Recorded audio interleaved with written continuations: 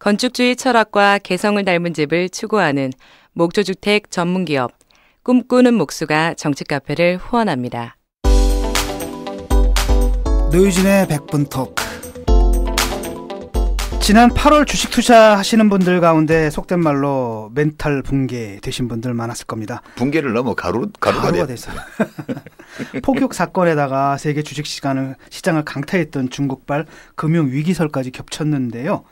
오늘 100분 토크에서는 중국 경제의 불확실성과 이로 인해서 앞을 가늠할 수 없는 상태에 빠져버린 우리 경제에 대한 이야기 나눠볼까 합니다. 게스트 소개드리기 전에요. 먼저 책부터 한 권 소개하겠습니다. 지난해 출간된 책입니다. 중국발 금융위기가 미국을 강타하면서 2008년에 이은 2차 금융위기가 온다고 예언한 책 3년 후 미래입니다. 지난달 중국 주식시장이 대폭락하고요. 그 여파로 다우지수를 비롯해서 세계의 주요 증시가 휘청거리면서 이 책의 예언이 주목받고 있는데요. 그 책의 저자 김영익 서강대 경제학부 교수님 자리에 모셨습니다. 안녕하세요. 예, 안녕하십니까. 어서 오십시오. 네, 반갑습니다. 고맙습니다. 예, 잘 모르시는 분들을 위해서 잠깐 김 교수님을 소개하자면요. 지난 25년간 여의도에만 계셨습니다. 특급 애널리스트로요. 그리고 올 9월부터는 서강대 경제대학원 전임 교수로 인생 2막을 시작하셨습니다. 얼마 전까지만 해도 겸임 교수셨죠? 예, 그렇습니다. 어느 정도 겸임 교수를 하셨나요? 10년 정도 10년 있었습니다. 오래 하셨네. 예. 인생 2막을 시작하셨습니다. 예. 그 예언서 3년 후 미래. 사실은 그렇지 않습니까?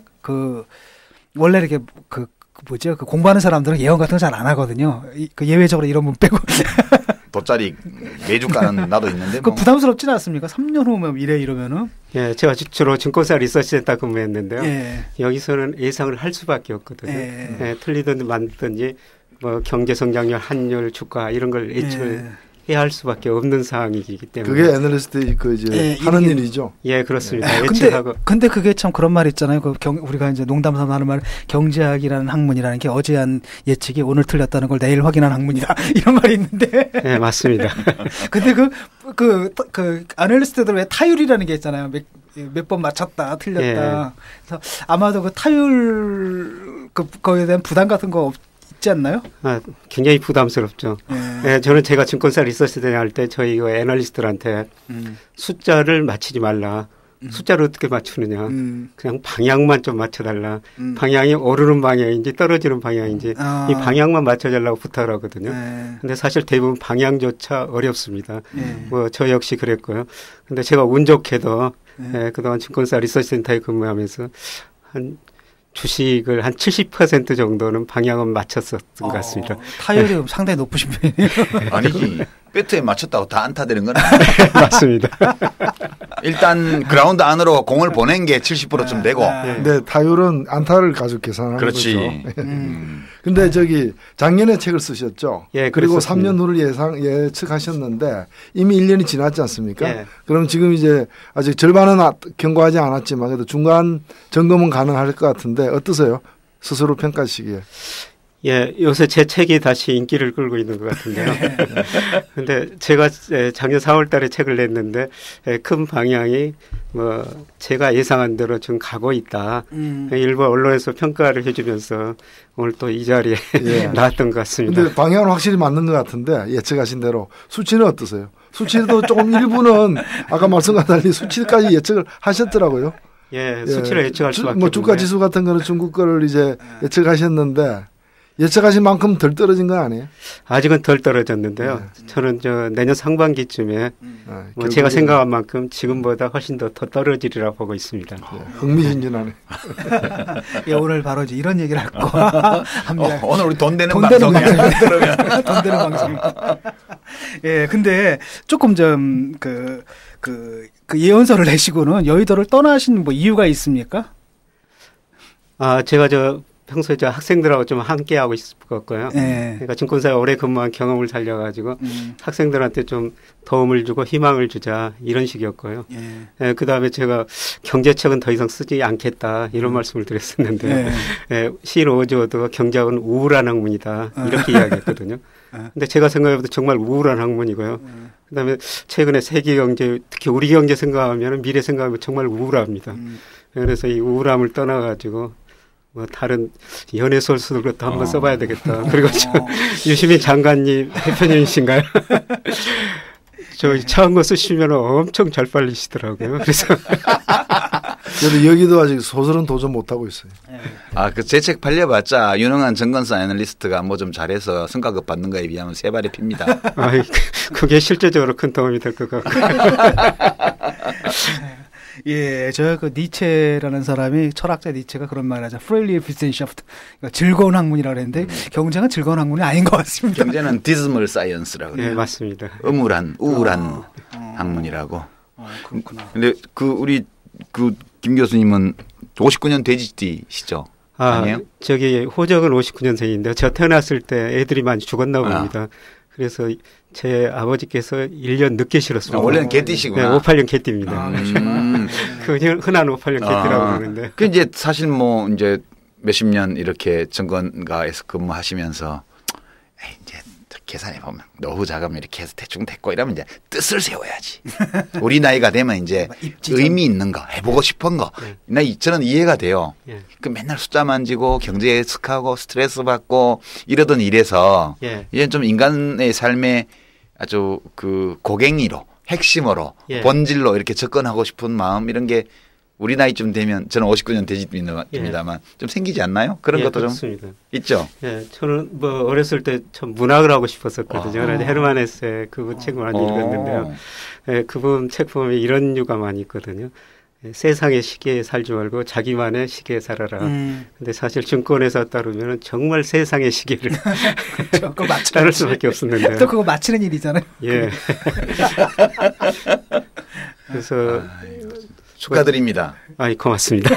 이거 진짜 남의 일 같지가 않네. 독일에서 이렇게 봤는데 이렇게 이렇게 미국의 월가 가면은 왜 증권사에서 막 일하는 사람들 있잖아요. 그 표정들을 이렇게 딱 잡았거든요. 되게 완전히 지옥의 사자들이야 다들 막. 예, 맞습니다.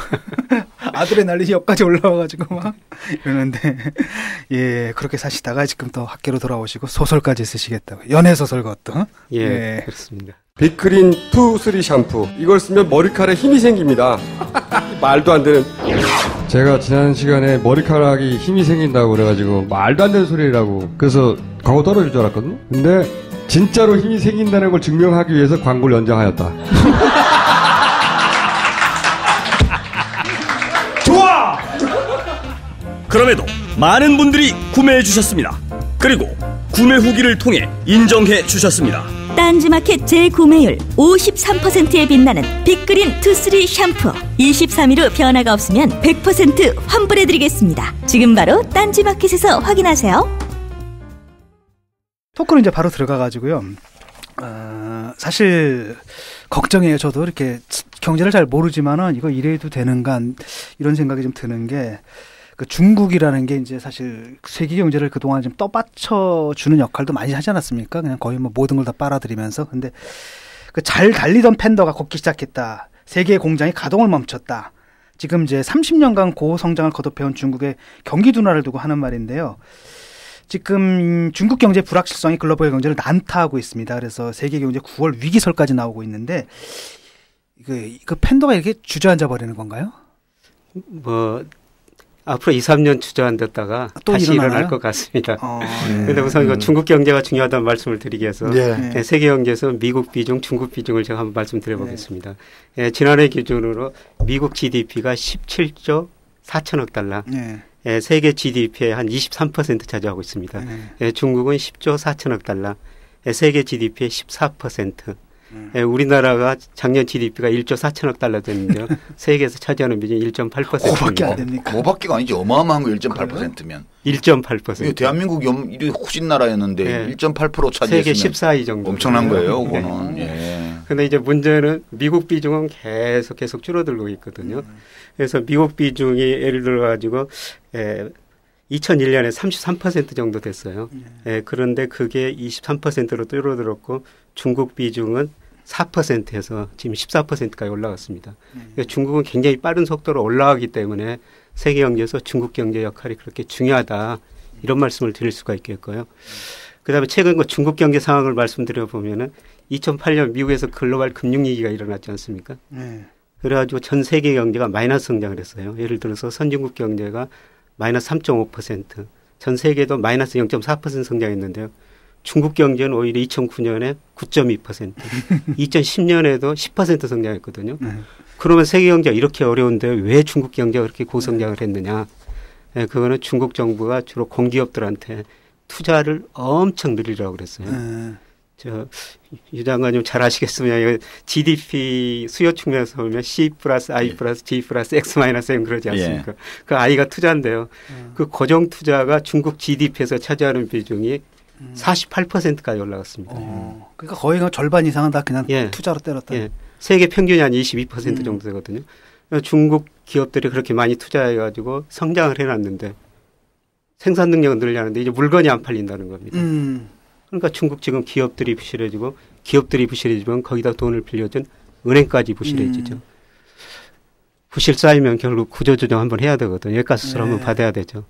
이게 그러니까 사실은 그 2009년에 사람들이 무리한 투자를 한 것의 후폭풍이라 그래야 되나? 그렇게 볼 수도 있는 건가요? 그렇죠. 그러니까 우리 경제가 1980년대 10% 성장했거든요.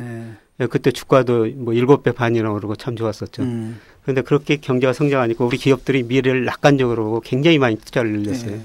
근데 기업이 부실해지고 은행이 부실해지고 결국 97년 우리가 이미 애한위기, IMF 경제위기를 겪으면서 그 부실을 처리하는 과정이었었거든요.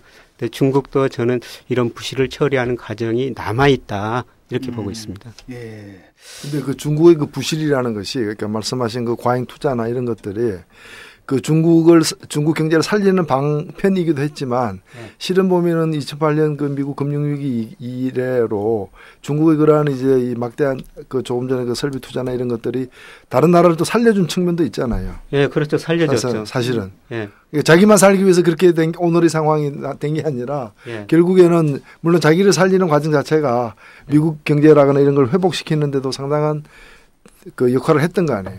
예, 그랬었습니다. 특히 이제 90년대 중반에 미국에서 IT 혁신이 있어가지고 생산성이 증가하고 미국이 고성장 저물가를 달성했거든요. 이런 걸 믿고 미국 소비자들이 엄청나게 소비를 하니까 중국 사람들이 물건을 싸게 생산해가지고 미국 소비자들한테 수출해줬고요. 거기서 돈 벌어가지고 미 국채를 사줬어요. 그러니까 중국 사람들 입장에서는 돈 벌어서 좋았고 미국 사람들 입장에서는 중국 사람들이 물건도 싸게 만들고 국채 사가지고 금리 낮추고 집값 오르니까 서로 좋았거든요. 근데 그게 미국의 주택가격 법을 발생시키고 가소비를 초래해가지고 미국 경제위기를 초래한 겁니다. 그런데 미국이 이제 2008년, 2009년 경제위기를 맞이하면서 경제가 급격하게 떨어지니까 부양했어야 했거든요. 이제 정부가 돈 쓰려면 국채를 발행해야 되죠. 정부가 국채를 발행했는데 그 국채를 누가 사줬느냐. 중국 사람들이 많이 사준 겁니다. 그래서 2009년, 2010년에 중국만이 자본주의를 구제한다. 이 정도 이야기까지 나온 거죠. 참 역설이네. 그러니까 공산국가잖아 사실. 아니지. 공식적으로는. 정치적으로는 공산주의 국가인데 경제적으로 보면 국가 독점 자본주의 국가 비슷하죠. 예, 그렇습니다. 국가 자본주의. 어쨌든 간에 정치적인 공산주의가 자본주의를 먹여 살리는 이런 황당한 역설적인 상황인데요. 지금 가장 큰 게 그 우리나라가 좀 중국에 대한 수출 의존도가 상당히 높지 않습니까? 거의 뭐 일본에서 적자 본 걸 다 중국에서 다 만회하고 뭐 그 이상 하는 것 같던데. 그렇죠. 우리나라 수출입 무역 구조를 보면요. 중국하고 미국에서 돈 벌어가지고 일본에다 쓰고 그다음에 원유 도입하는 데습니다. 그런데 중국 무역 흑자를 보면은 매년 500억 달러가 넘어요. 그런데 문제는 이제 중국 경제가 어려워지면 우리 경제 타격을 받을 수밖에 없다는 건데 우리 수출 중에서 2000년에 미국이 차지하는 비중이 22%였습니다. 근데 그게 한때 10%까지 떨어졌다. 지금 미국 경제 좋아지니까 13%까지 올랐는데요. 중국 비중은 2000년에 11%, 재작년에 26%, 작년에 좀 떨어져 25%가 됐어요. 그런데 중국 경제가 어려워지니까 이 사람들이 이제 수입을 줄이고 있거든요. 그래서 작년부터 우리나라 대중 수출이 줄어들고 있는 거죠.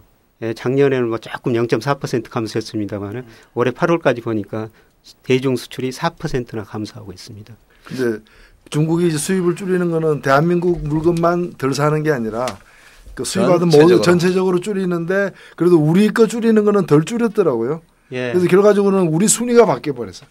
중국에서 수입하는 세계 각국의 것을 수입하는데 중국에서 가장 많이 수입하는 게 메이드 인 코리아가 되는 지금 상황. 그래서 중국 수입 그 선으로 따지면 우리가 일본을 제치고 1위를 지금 한 상황이더라고요. 예, 문제는 이제 말씀하신 것처럼 상대적으로 우리나라는 좀까지 덜 영향을 받는데요. 근데 우리가 중국 수출 비중이 높기 때문에 앞으로 중국 경제가 성장률이 예를 들어서 5%로 떨어지면은 우리 경제가 훨씬 더 어려울 수밖에 없고요. 그러니까 그 말씀은 지금 이렇게 서로 중국하고 우리가 워낙에 커넥션이 깊이 돼 있다 보니까 중국 경제의 영향을 다른 나라보다 우리가 더 많이 받게끔 돼 있는 거 아닙니까? 예. 근데 이제 더 큰 문제는 뭐냐면요. 세계 수출 시장에서 우리가 수출했던 거를 이제 중국이 가지고 간다는 그렇죠. 겁니다. 그렇죠. 예. 이제 1990년대 들어가죠. 일본 경제가 어려워지니까 일본 수출목을 우리가 차지해 가지고 뭐 조선 반도체, 자동차 우리 경제 성장했거든요. 근데 요새 보면은 세계 수출 시장에서 중국이 질은 조금 낮지만 아주 싸게 생산해가지고 우리 수출 시장을 점유하거든요. 예, 최근에 그래도 세계에서 가장 밝은 시장이 인도 시장이라고 볼 수가 있어요. 그런데 인도 수출입 통계를 보니까요. 우리나라 시장 점유율 10년째 4%입니다. 중국은 10%에서 10년 사이에 20%로 넘어가고 있어요.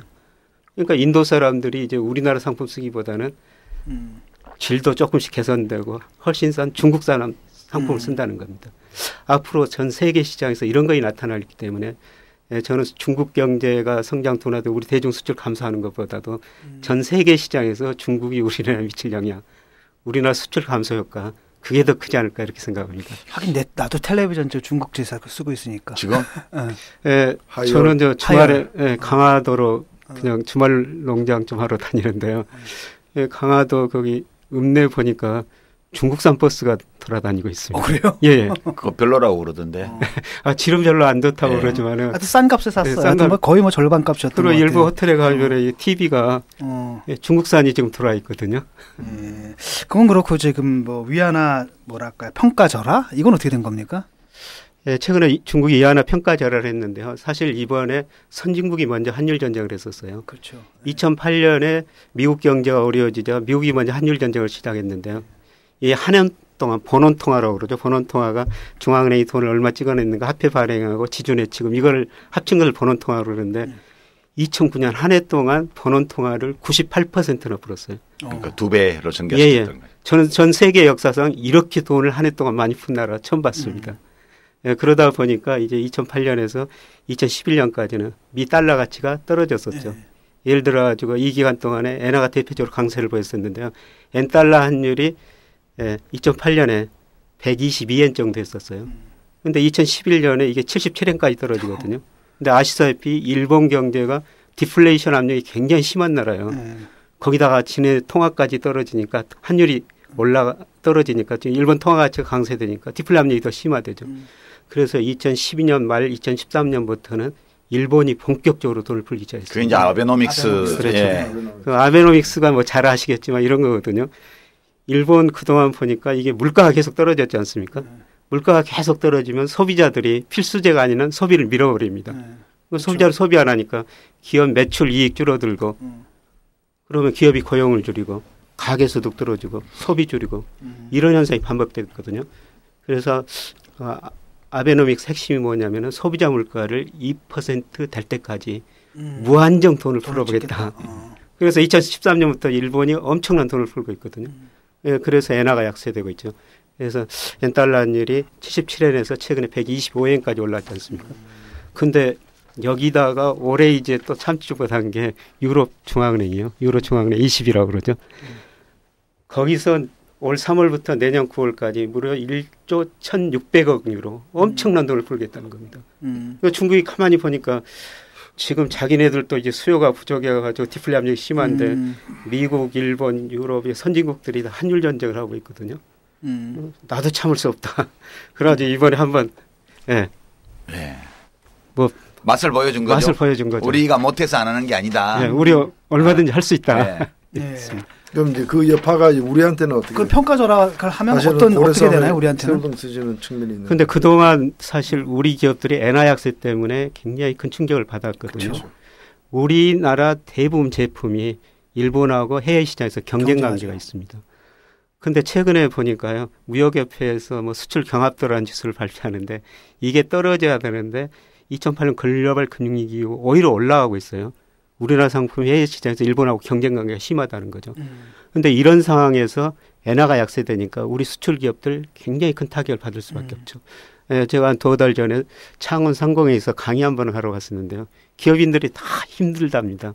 그래서 왜 그러시냐고 여쭸더니 엔화 약세 때문입니다. 도저히 수출 경쟁이 안 된다는 겁니다. 예를 들어서 엔화 약세가 되다 보니까 미국 시장에서 자동차 시장에서 현대차가 토요타보다 더 비싸졌다는 겁니다. 소나타가 캠리보다 더 비싸다. 예. 그러면 미국 사람들이 캠리 사겠습니까? 소나타 사겠습니까? 그 정도로 우리 경제가 타격을 받고 있고요. 이제 문제는 중국 기업의 위안화죠. 근데 저는 장기적으로 위안화가 시장 환율로 가는 과정이라고 보고 있고요. 근데 아까 중국 경제가 제가 기업 부실해지고 은행이 부실해져가지고 구조조정 한번 거쳐야 된다. 이런 말씀을 했습니다만 구조조정 하려면 돈은 엄청 필요하거든요. 우리 IMF 경제위기 겪으면서 168조 공적자금 투입했습니다. 예, 그리고 우리 은행들, 기업들, 우리 국민들 근무기 운동까지 하시면서 뼈아픈 구조조정 해야 됐습니까? 중국도 이 부실 정리하려면 엄청난 돈이 들어가거든요. 그런데 그 돈을 자기들이 정부가 뭐 국채 같은 거 발행해서 조달할 수가 있지만 저는 모자라는 자금 일부를 미 국채를 팔이라고 생각하거든요. 예, 당연하죠. 예. 예. 지금 중국이 가지고 있는 미 국채가 지난 6월 말 통계입니다. 1조 2,700억 달러. 근데 장기적으로 보면은 미 달러 가치 실질 구매력이 떨어지고 있어요. 1912년에 1달러가 지금 실질 구매력 기준으로 하면 5센트가 됐거든요. 중국이 가만히 보니까 장기적으로 이렇게 달러 가치가 떨어지는데 이 달러를 계속 보유하고 있어야 되느냐. 구조조정할 때 좀 팔 거라는 거죠. 중국이 지금 최근 하는 일은 뭐냐면은 눈에 보이면 큰일 나거든요. 막 중국이 미 달러 판다고 소문나면은 달러가 이제 그렇게 되면 달러 표시 자산들이 폭락하는 사태가 오게 되니까. 그렇죠. 그럼 역으로 중국도 이제 타격을 받는 중국도 거죠. 자기가 가지고 있는 미 달러 자산값이 다 거의 휴지 조각이 되니까. 그래서 중국이 최근 하는 일은 아주 장기채, 예를 들어서 뭐 30년, 10년 국채를 단기 국채로 서서히 이제 바꿔가고 있거든요. 근데 이 게임은 중국이 좀 유리하지 않아요? 왜냐하면 지금 중국의 금융 시스템이 어떻게 되는지 모르겠는데 우리나라도 예전에는 한국은행에서 돈 막 찍어서 정부에다가 막 빌려주다가 지금 그거 못하게 돼 있죠. 예. 유럽중앙은행은 근본적으로 그게 불가능하죠. 유로는. 예. 미국 달러도 연방준비제도 쪽에서 오는 이제 그 독립적인 컨트롤이 있죠. 예. 근데 그에 반해서 중국은 사실상 국가 독점 자본주의 시스템 비슷해서 금융 쪽도 제도도 미비하고 정부의 여러 의사결정으로 통화량 조절도 맘대로 하고 예. 그다음에 금융자산을 사고 파는 규제도 정부가 사실상 손안에 쥐고 있어서 예. 이걸 게임으로 노름으로 치면 다 상대방들은 각각 손발이 양각 묶여 있는 형편이고 예. 중국은 지 맘대로 패를 바꿀 수 있는 거 아니에요? 예, 맞습니다. 예, 항상 그 장기적으로 보면 채권자가 유리하죠. 예. 예, 그리고 중국의 목표는 그동안 무역 강국, 제조 강국이었었습니다. 그런데 2013년부터 중국의 수출입 규모가 미국을 앞질렀거든요. 이 사람들 목표하는 거는 금융 강국 위안화의 국제화입니다. 그렇죠. 예, 장기적으로 이런 걸 목표하기 때문에. 하지만 기축 통화로까지 위안화를 밀어 올리는 거 아니에요? 예, 국제적으로 통용되는 화폐로. 예. 예, 그래서 이제 중국이 미 국채를 못 팔 것이다. 이런 견해가 지배적인데요. 중국이 한번 판을 뒤집을 수가 있거든요. 예, 케인즈란 경제학자는 이런 이야기를 했어요.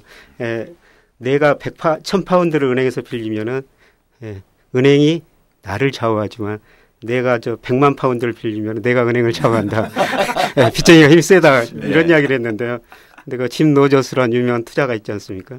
이분이 역사적으로 전 세계 헤게모니가 채무국으로 가는 경우는 없다. 없지. 예. 헤게모니는 돈이 있고 자산을 지는 쪽으로 움직인다. 지금 돈 있는 쪽이 중국이라는 것이죠. 저는 중국이 헤게모니 지고 있다고 생각하고 있습니다. 그러면 결국은 하나만 더 제가 평소에 궁금하게 여기는 건데 저는 금융 쪽에 지식이 별로 없어가지고 결국 이제 기축통화 그러니까 국제 결제에서 사용되는 키 커런시라고 해서 국제적으로 통용되는 결제 수단으로 지금 달러가 제일 중심이지 않습니까?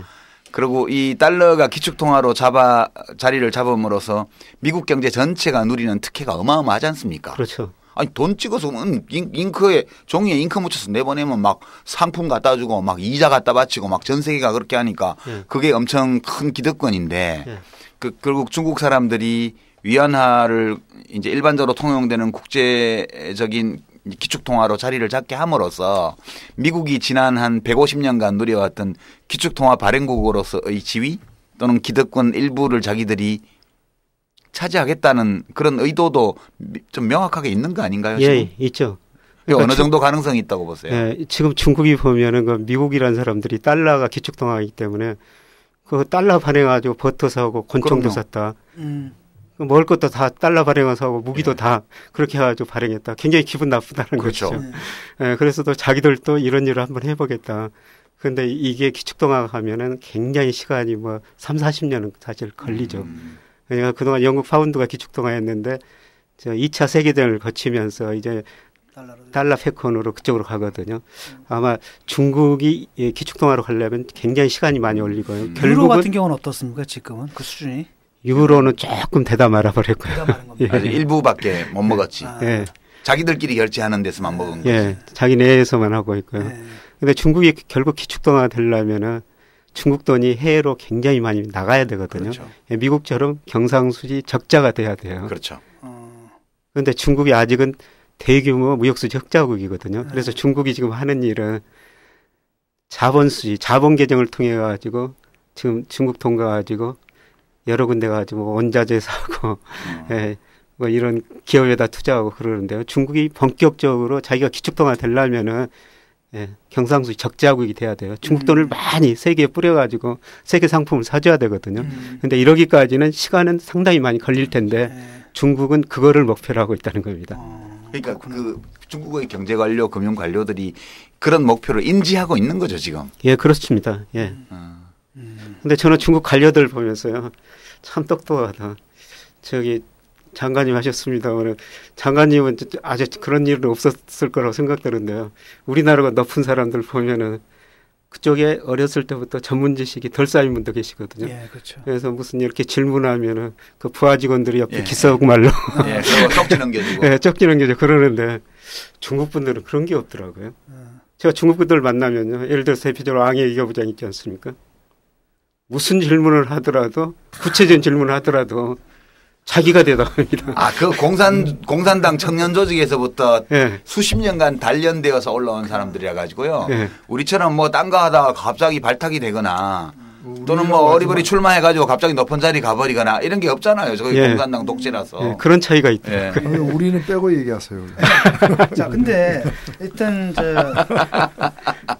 그 위안화 평가절하죠. 그 결과가 지금 한국에 어떤 영향을 미칠 것인가 그 부분은 좀만 더 얘기를 해야 될 것 같아요. 예. 단기적으로는 별로 영향을 안 미치고요. 왜냐하면은 우리는 그 소규모 개방 경제라고 그러거든요. 그러니까 세계 경제가 어려워지면은 우리나라 환율이 굉장히 많이 올라버려요. 그러니까 우리가 IMF 경제위기를 극복했던 여러 가지 이유 중에 하나가 환율이었거든요. 그때 원달러 환율이 1,850원까지 올라갔지 않습니까? 그렇죠. 예, 그리고 우리나라 자산가격이 싸지니까 외국인들 돈 들어오고, 물론 그때 외국인들이 우리나라에서 돈 얼마나 많이 벌어갔지 않습니까? 대표적으로 론스타 같은데 뭐 그때 4조 5천억 가져갔고 또 지금 5조 원 내라는 거 아닙니까? 자기들이 HSBC한테 비싸게 팔려고 그랬는데 못 팔았다. 우리한테 세금 안 걷어가는데 또 세금 걷어가느냐. 그걸 다시 내놓으라는 겁니다. 그래서 국제소송 결과가 어떻게 나냐에 따라 또 수조는 줄 수가 있는데 어떤 그렇게 환율이 오르니까 외국인 자금이 들어왔고 그다음에 수출도 잘 됐고. 그렇죠. 현대차, 삼성전자 이런 회사들 수출해 돈 벌었거든요. 근데 우리나라는 항상 이기가 오면 그렇게 환율이 올라져 그래요. 근데 최근에도 세계 경제 이머징 마켓 좀 어렵다고 그러니까 환율이 거의 지금 1,200원까지 올라버렸지 않습니까? 중국 위안화 평가 절하보다도 우리나라 돈 가치가 더 떨어져 버렸어요. 아, 그래요? 네, 이런 측면에서는 지금 그 위안화 평가 절하를 또 할 것인가에 관해서 이제 중국에서 하지 않겠다, 더 하지는 않겠다. 하고 하면서 이 문제가 그 지금 미국의 금리 인상하고 이렇게 맞물려 가지고 이제 휴전하자. 금리 인상도 자제시키고 그러니까 G20 국가 같은 데서 미국 금리 인상도 자제시키면서 또 위안화와 관련해서도 그 평가 절하를 다시 시도하지 말라는 식으로 이제 환율 전쟁의 격화로 인해 가지고 주변국들이 그 피해를 최소화하자라는 그런 이제 지금 합의가 되고 있지 않습니까? 예, 그렇습니다. 그게 어느 정도 지속성이 있다고 보여집니까? 네, 그게 결국 모든 거는 정부가 개입한다고 안 되고요. 글로벌 금융시장은 시장의 힘이거든요. 그런데 예, 지난주에 그 G20 재무장관 뭐 중앙은행 총재회담이 있었는데 크리스틴 라가르드 IMF 총재가 여기서 어떻게 여자분들이 세계 금융시장을 다 지배하시는 것 같아요. 라가르드 IMF 총재, 미국 엘렌 연준 의장. 근데 라가르드 IMF 총재가 미국보다 금리 인상하지 마라 이런 이야기를 했거든요. 근데 다음 주 9월 16일, 17일 날 미국에서 그 FOMC라고 금리를 결정한 회의를 하는데 여기서 올릴 수도 있을 것 같다는 전문가들 견해가 있고요. 저도 어쩌면 올릴 수도 있다 이렇게 생각하는데 왜냐하면 미국 고용지표가 굉장히 좋거든요. 미국이란 나라는 고용지표를 보면서 정말 탄력적이다 이런 생각이 들었는데요. 2008년, 9년 글로벌 금융위기가 없으면서 미국 일자리가 2년 사이에 880만 개 정도 없어집니다. 그런데 경제가 회복되니까 확 또 생기고. 1260만 개 일자리가 늘었습니다. 미국은 우리 영화 보면 그러잖아요. You are fired 이러면 그 자리에서 바로 해고고. 다음 날 아침에 출근하면은 당신 나가라고 컴퓨터도 못 만지게 한다는 겁니다. 그리고 실업률도 10%까지 올라갔던 게 5.1%까지 떨어졌습니다. 야, 미국 경제는 정말 탄력적이구나. 그런데 그렇게 고용은 좋아졌는데 이제 미국이 금리를 인상 못했던 거는 물가가 안 올리고 임금이 안 올렸기 때문입니다. 경제학을 공부하다 보면 필립스 곡선이라고 있는데요. 이 필립스라는 경제학자가 영국 데이터가 장기적으로 보니까 임금 상승률, 물가 상승률하고 실업률하고는 역외관계 있더라. 어쩌면 당연한 관계인데 실업률이 떨어지면 경기가 좋아지니까 물가로 임금 올려야 되죠. 실업률이 또 올라가면 경기 나빠지니까 물가 떨어지고 실업률 떨어져야 되는데요. 근데 최근에 미국 경제 보니까 실업률은 10%에서 5%로 떨어졌는데 물가 임금은 별로 안 올랐거든요. 그래서 금리를 인상 못했어요. 근데 8월달 고용 통계 보니까 이제 임금이 예상보다는 조금 더 올랐습니다. 논쟁 한참 하고 있겠네요. 그 필립스 커브가 이동을 했냐 안 했냐 가지고 지금 막 시끌시끌하겠죠. 지금. 그걸 보고 이번에 아마 금리를 결정하게 될 것 같습니다. 그 판단을 해야 금리를 인상하든가 말든가. 왜냐하면 금리 인상의 부작용이 있기 때문에 금리를 인상했을 때 이게 사실은 뭐 경기를 악화시키는 여파는 적어야 되고 그리고 뭐 지금 현재는 물가 인상도 별로 없는데 괜히 금리 인상해서 그쪽은 긍정적인 것도 없는데 부정적인 것만 나오면 어떡하냐 그래서 아마 상당히 반대하는 분들은 또 반대하고 그런 것 같아요. 내부에서. 그런데 이걸 한번 좀 생각해 보실 필요가 있어요. 지금 우리나라 언론 보면 공식적으로 미국 금리 인상, 달러 강세 같은 거다. 이렇게 이야기를 하고 있는데요. 그게 아닐 수도 있거든요. 일반적으로는 그렇죠. 일반적으로는 그러는데요. 이제 그동안 미국이 그동안 이 길을 겪으면서 우리 기준금리, 연방기금금리라고 하는데 그걸 5.25에서 0%까지 내렸고 또 세 차례 양적 완화를 통해 가지고 엄청난 3조 달러 이상 풀었거든요. 그 돈들이 미국이 금리를 인상하면 미국으로 다시 들어갈 것이다. 그래서 미국 달러가 강세될 것이다. 이런 견해가 지배적인데요. 근데 금리를 인상한다 하더라도 시장금리는 오히려 떨어지고 있어요. 대표적으로 미 10년 국채 수익률인데요. 이게 2.5%까지 올랐다가 최근에 2.1%로 떨어졌거든요. 그 장기 전망이 안 좋아서 그런가요? 맞습니다. 그겁니다. 이 국채 수익률 10년짜리에는 앞으로 5년, 10년 후에 미국 경제 성장이 어떨까, 그다음에 물가는 어떨까, 그것까지 반영한 건데요. 앞으로 미국 경제 안 좋아질 거라는 겁니다. 그런데 최근에 가장 큰 문제는 미국 주가가 돈을 워낙 많이 풀어가지고 경기에 너무 앞서갔어요. 우리가 흔히 개 데리고 산책하시다 보면은 개가 먼저 가죠. 개가 이제 주가고 주인이 경기라고 보시면 되거든요. 근데 개가 주인 너무 앞서가면은 개가 주인이 잘 따라오시는 거 뒤로 돌아볼 수도 있고 또 주인 뒤로 한번 왔다가 또 앞으로 갑니다. 근데 미국이란 개 주가가 주인 경기에 너무 앞서가고 있거든요. 돈을 많이 풀어가지고. 근데 작년 10월부터 양적 완화를 중단하니까 걔가 더 이상 앞질로 못 가고 있습니다. 근데 만약 여기서 금리를 인상하면은 주가가 많이 떨어질 수가 있거든요. 주가가 떨어지면 소비 심리 위축될 수밖에 없습니다. 미국 국내 총생산 GDP에서 소비가 차지하는 비중이 69%, 우리 49%, 중국은 37%밖에 안 되거든요. 미국은 소비 중심으로 성장하는 나라입니다. 그러니까 70% 이상 소비라고 봐야죠. 근데 주가가 떨어지면 소비 심리 위축되고 소비가 안 되면은 미국 경제 성장 둔화될 수밖에 없거든요. 그래서 금리를 인상하면 미국 경제 나빠지고 국채 수익률이 떨어지고 있는 겁니다.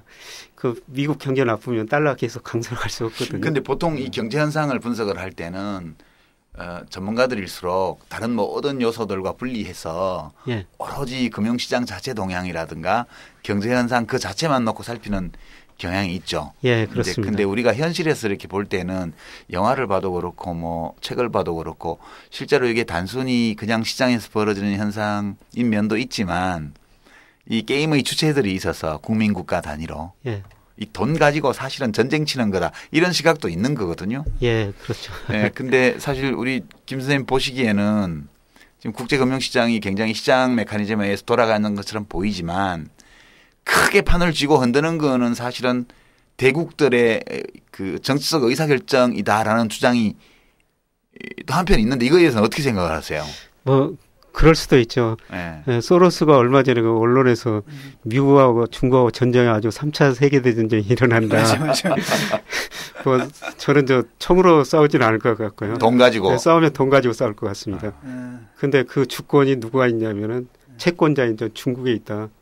중국이 미 국채 팔아볼 수가 있거든요. 그게 이제 정책 방향이죠. 그러니까 미국을 폭격하려면 중국이 보유하고 있는 미국 국채를 시장에 한꺼번에 내놔버리면 저쪽이 쑥대밭 되는 거죠, 지금. 그렇죠.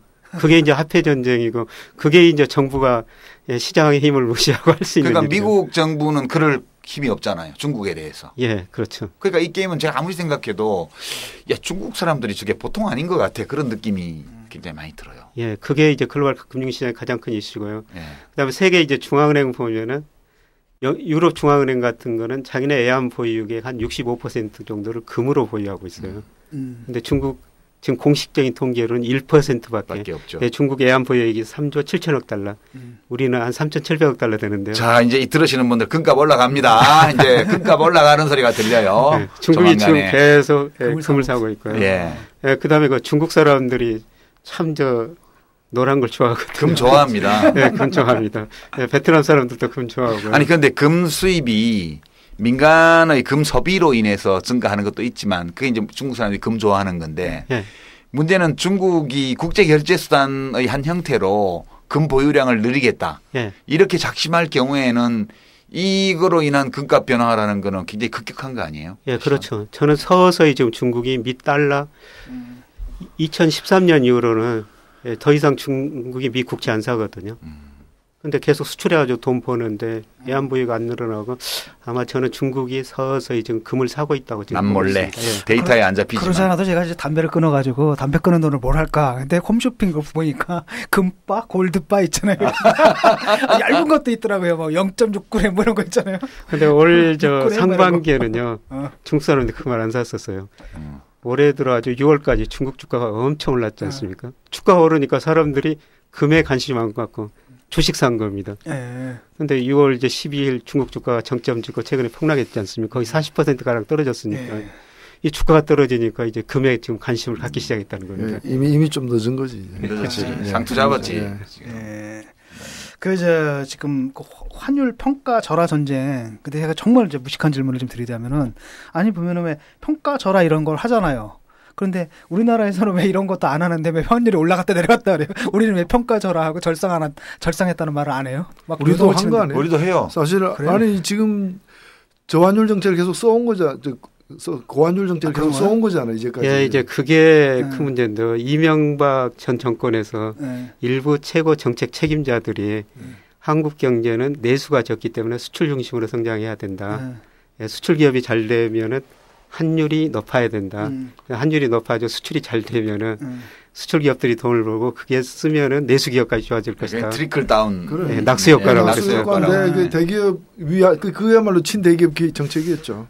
근데 낙수 효과는 실제로 없었고요. 우리 경제가 거기서부터 문제가 발생하는데 수출이 높다 보고 우리가 수출 중심으로 성장하다 보니까 우리 GDP에서 수출이 차지하는 비중이 너무 높아져 버렸습니다.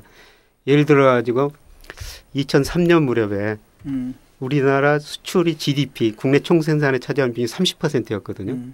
그런데 이게 2012년 13년에 56%까지 올라가 버립니다. 그러니까 우리나라 수출 의존도가 굉장히 높아져 버리니까 세계 경제 조금 나쁘면 우리 경제 굉장히 어려워질 수밖에 없고. 우리는 작은 나라라서 사실은 외생 변수가 너무 많으니까 주가를 우리 정책으로 참 그 환율을 우리 정책으로 좀 할 수 있는 그런 게 좀 적어요. 우리가 적고 외생 변수가 큰데 문제는 우리 비교를 해보면 못하는 건 아니에요. 그걸 할 수 없는 거는. 국민의 정부 참여정부 때는 뭘 했냐 하면 정부가 계속 그 달러를 사들여 가지고 외평채 발행해서 빚내 가지고 그 돈으로 달러를 계속 사들인 거예요. 그러니까 달러 보유고가 그렇게 높아져 가지고 김대중 대통령 끝날 때 막 1,500억 달러 이렇게 되고 노무현 정부 끝날 때 3,000 몇백억 달러가 된 거 아니에요. 그리고 그 달러를 사들일 돈을 가지고 다 빚을 졌단 말이에요. 국가 채무를. 금융성 채무죠 그게. 그래서 그게 제 기억에는 2005년도쯤에 환율이 이제 950원, 1,000원 이 사이에 왔다 갔다 할 때인데 심상정 의원이 그때 국회 재경위에 와가지고 막 재경부 장관을 때려잡더라고. 이 환율 외평채 가지고. 그래서 제가 그때 막 이제 복지부 장관 준비하라고 말을 들어가지고 고봉업복지위원회에서 얼른 사보임해서 이제 재경위원회로 가 있었어요. 재정경제위원회로. 그 가만 듣고 있는데 저 말이 다 맞는 거예요. 정말 왜 환율이 지금 점진적으로 떨어지는 건 좋은 건데 여러모로 물가 관리도 잘 되고 나쁠 게 하나도 없는 거고 원래대로 돌아오는 건데 왜 저거를 인위적으로 환율을 부양하고 있지. 그래서 이제 제가 노무현 대통령한테 저녁에 뵀을 때 그 얘기를 했어요. 그 대통령이 뭐라 그러시냐면 나도 안 그래도 궁금해서 물어봤는데 재경부 국장이 뭐 저거를 쪼물럭거린다고 하더라고. 그래서 내가 그거 그래도 되는지 얘기하라 그랬는데 아직 보고 안 왔어 그러시더라고요. 좀 알아보시고 그거 못하게 하십시오. 응? 그랬더니 그거 내가 한번 알아보지 그러시고 나서 환율이 어디까지 내려갔냐 하면 860원인 가까이 내려갔어요. 그때 2006년도에요. 그랬던 거를 MB정부 처음 들어오자마자 그때 재경부하고 이쪽에서 경제부총리부터 해가지고 환율 뭐 어쩌고 저쩌고 우리가 시장 개입할 수 있다는 식으로 하면서 이 리먼 브러더스 사태가 나기 전에 이미 환율이 1,100원까지 올라가 버렸잖아. 그러면서 리먼 브러더스 사태를 맞으면서 환율이 폭등을 또 한 거거든요. 그러니까 2009년도에 1,500원까지 올라갔어요. 그러니까요. 그거 미친 짓이지 완전히. 그렇게 되니까 수입 가격 다 올라가죠. 그러니까 기름값도 국내 기름값도 전부 다 올라가 휘발유값도 올라가. 그러니까 서민들은 더 죽겠지. 그 평가절하가 좋은. 그렇죠. 그 손실은 서민들이 보는 거고 그렇지. 그 이익은 일부 수출 대기업 소수의 수출 대기업이 다 가져간 거죠. 평가절상이든 평가절하든 환율이 갑자기 뛰는 건 안 좋은 거지만 여러 정상적인 변수 때문에 환율이 점진적으로 시장 원리에 따라 움직이는 건 좋은 거고 그 우리가 IMF에서 극복해서 이제 경쟁력도 회복하고 기업 재무 구조도 건전해지고 우리 경제에 대한 신뢰도가 높아져서 환율이 점차 떨어져서 우리 돈 가치가 올라갔던 건데 맞습니다. 그거를 강제로 바닥으로 끌어내려 버린 게 정부라고 그때 2008년도에 저는 그래서 그거는 우리도 마음 먹으면 할 수는 있어요. 할 수 있는데 우리가 손을 대서 일부러 그렇게 하는 경우에 결과가 좋을 데가 없죠. 근데 지금 우리도 인위적으로 고환율 정책을 쓰고 있다는 의심을 받고 있지 않아요? 국제사회로부터는. 네, 국제사회로부터는 의심받고 있는데요. 왜 그러냐면은 우리나라 경상수역자가 작년에 893억 달러, 그다음에 GDP 대비 6.3%였거든요. 근데 GDP 대비 경상수역자가 6% 넘는 나라는 그렇게 많지 않습니다. 예를 들어 독일, 대만 이런 몇 나라거든요. 근데 미국이 지난 4월 달에 미 재무부가 의회 환율 보고서를 제출했는데요. 거기서 무슨 이야기를 했냐면은 한국의 경상수역자 893억 달러 GDP 대비 6.3% 이건 너무 높다. 이거는 거꾸로 한국의 원화 가치가 저평가되어 있다. 한국 정부 외환시장 개입하지 마라. 그러니까요. 그렇게 의심할 수밖에 없는 거죠. 지금. 실제로 개입하고 있는 개입한 거죠. 야매로 하고 있다고 봐요. 야매로 하고 있다고 봐야지. 스무딩이라고 그러는데요. 그러니까 우리 아마추어는 이렇게 얘기할 수 있어. 과감하게. 야매로 하고 있다고 봐야지 지금. 왜냐하면 경상수지 흑자를 지금 우리가 중장기적으로 계속 흑자를 보고 있잖아요. 지난 한 10여 년 넘게. 흑자 폭도 확대되어 왔고 지금까지 추세가. 그러면 우리 돈값이 올라가야 맞지. 우리 물건 살려면 우리 돈 사야 되니까. 근데 지금 별로 안 올라가잖아 우리 돈값이. 정책이라는 게 내 일상생활하고 이렇게 밀접하게 관계가 있다는 걸 이번에 처음 깨달았는데 왜냐하면 일본에가 850원 할 때 일본 가가지고 와 이거 한국보다 싸네요 이러면서 막 너무 신났던 게 그 유시민 작가의 말 한마디 그러니까. 대통령한테 전달돼가지고 또 그렇게 연결이 되는구나. 아니 그게 진짜 개입 많이 했어요 한국 정부는. 우리가 저 정부에 있을 때도 했으니까 그거를 지금은 더 하지. 근데 그 환율 전쟁은 지금 어떻게 될 것 같습니까? 난 참 이해가 안 가는 게 아니 왜 다들 그럼 또 이렇게 자기들 그 평가 절하해가지고 싸우면 어쩌는 거냐 이러는 거죠. 그러니까 전 세계 지금 환율 전쟁을 하는 이유는 뭐냐면요. 자기 나라가 전부 디플레 압력이 존재하거든요. 그러니까 잠재 GDP라고 있는데 각 나라가 생산할 수 있는 능력이 있어요. 그런데 수요는 다 그 미치거든요. 지금 미국 경제가 세계 경제에서 그래도 빨리 회복되는 나라인데 미 의회 추정에 따르면 미국 경제도 지금 실제 잠재 GDP보다 실제 GDP, 실제 생산 능력이 한 2% 미만이거든요. 그러면 그 디플레 압력을 해소하기 위해서는 소비가 많이 증가해야 되는데요. 전 세계적으로 가게들이 다 부실하고 그렇죠. 소비가 증가할 수 없어요. 그러면 결국 공급 능력에서 수출을 해야 되죠. 그래서 한율 전쟁을 하고요. 근데 서로 한율 전쟁을 하다 보니까 수출을 못 해요. 그러니까. 그러면 이 결과가 뭐냐. 결국은 공급 능력이 축소돼야 된다는 거거든요. 기업들이 많이 구조조정을 해야 된다는 거예요. 이게 가장 큰 문제인데요. 그러니까 앞으로 산업은 존재하지만 그 산업 내에 존재하는 기업체 수 감소할 이게 거다. 예, 전 세계적으로 지금 감소하고 있고 앞으로도 감소하면서 그 초과 수요 압력이 해소될 수밖에 없어요. 그럼 고용은 또 어려워지죠. 고용이 어려워지죠.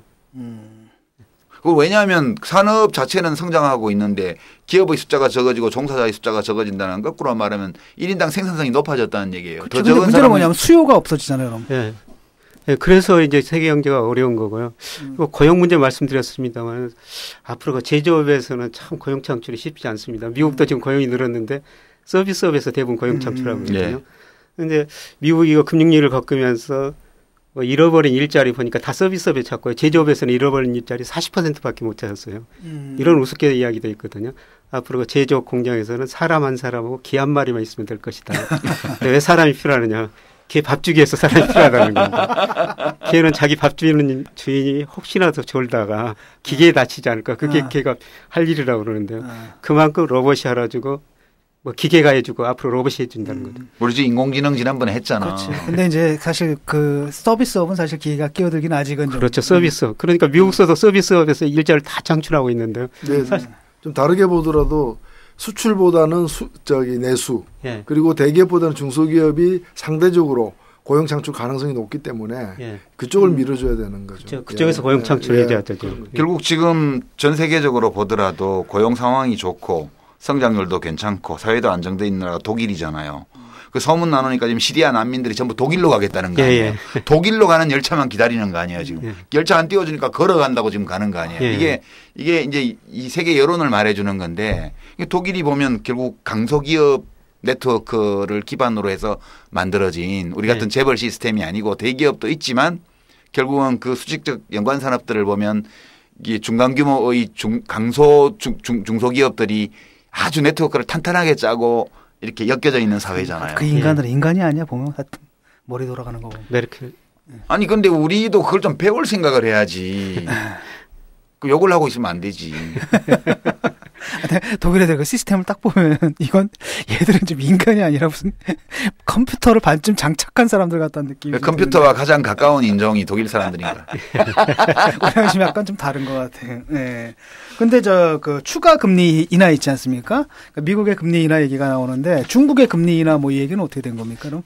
안녕하세요. 정의로운 대한민국을 꿈꾸는 조광래 중고차의 대표 조광래입니다.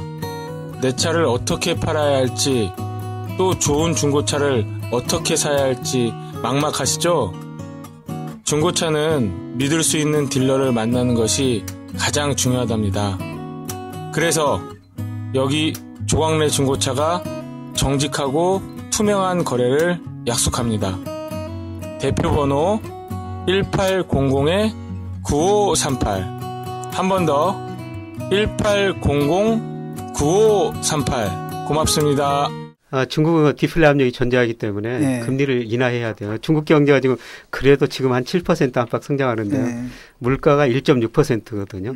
물가가 이렇게 낮으니까 중국도 디플레 압력 존재하니까 금리 인하할 수밖에 없죠.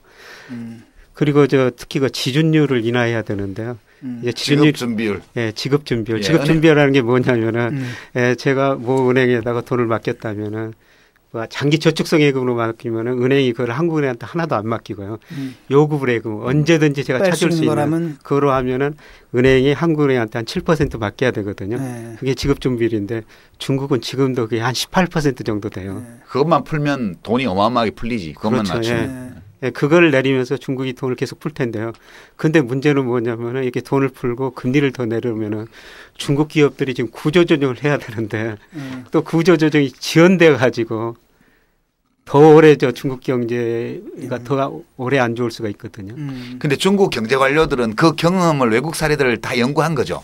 특히 한국 사례부터 시작해 가지고 일본 사례 다 연구한 거 아닙니까? 예, 최근에도 중국 그 금융 당국 감독 당국에서 우리나라 왔었다는데요. 예.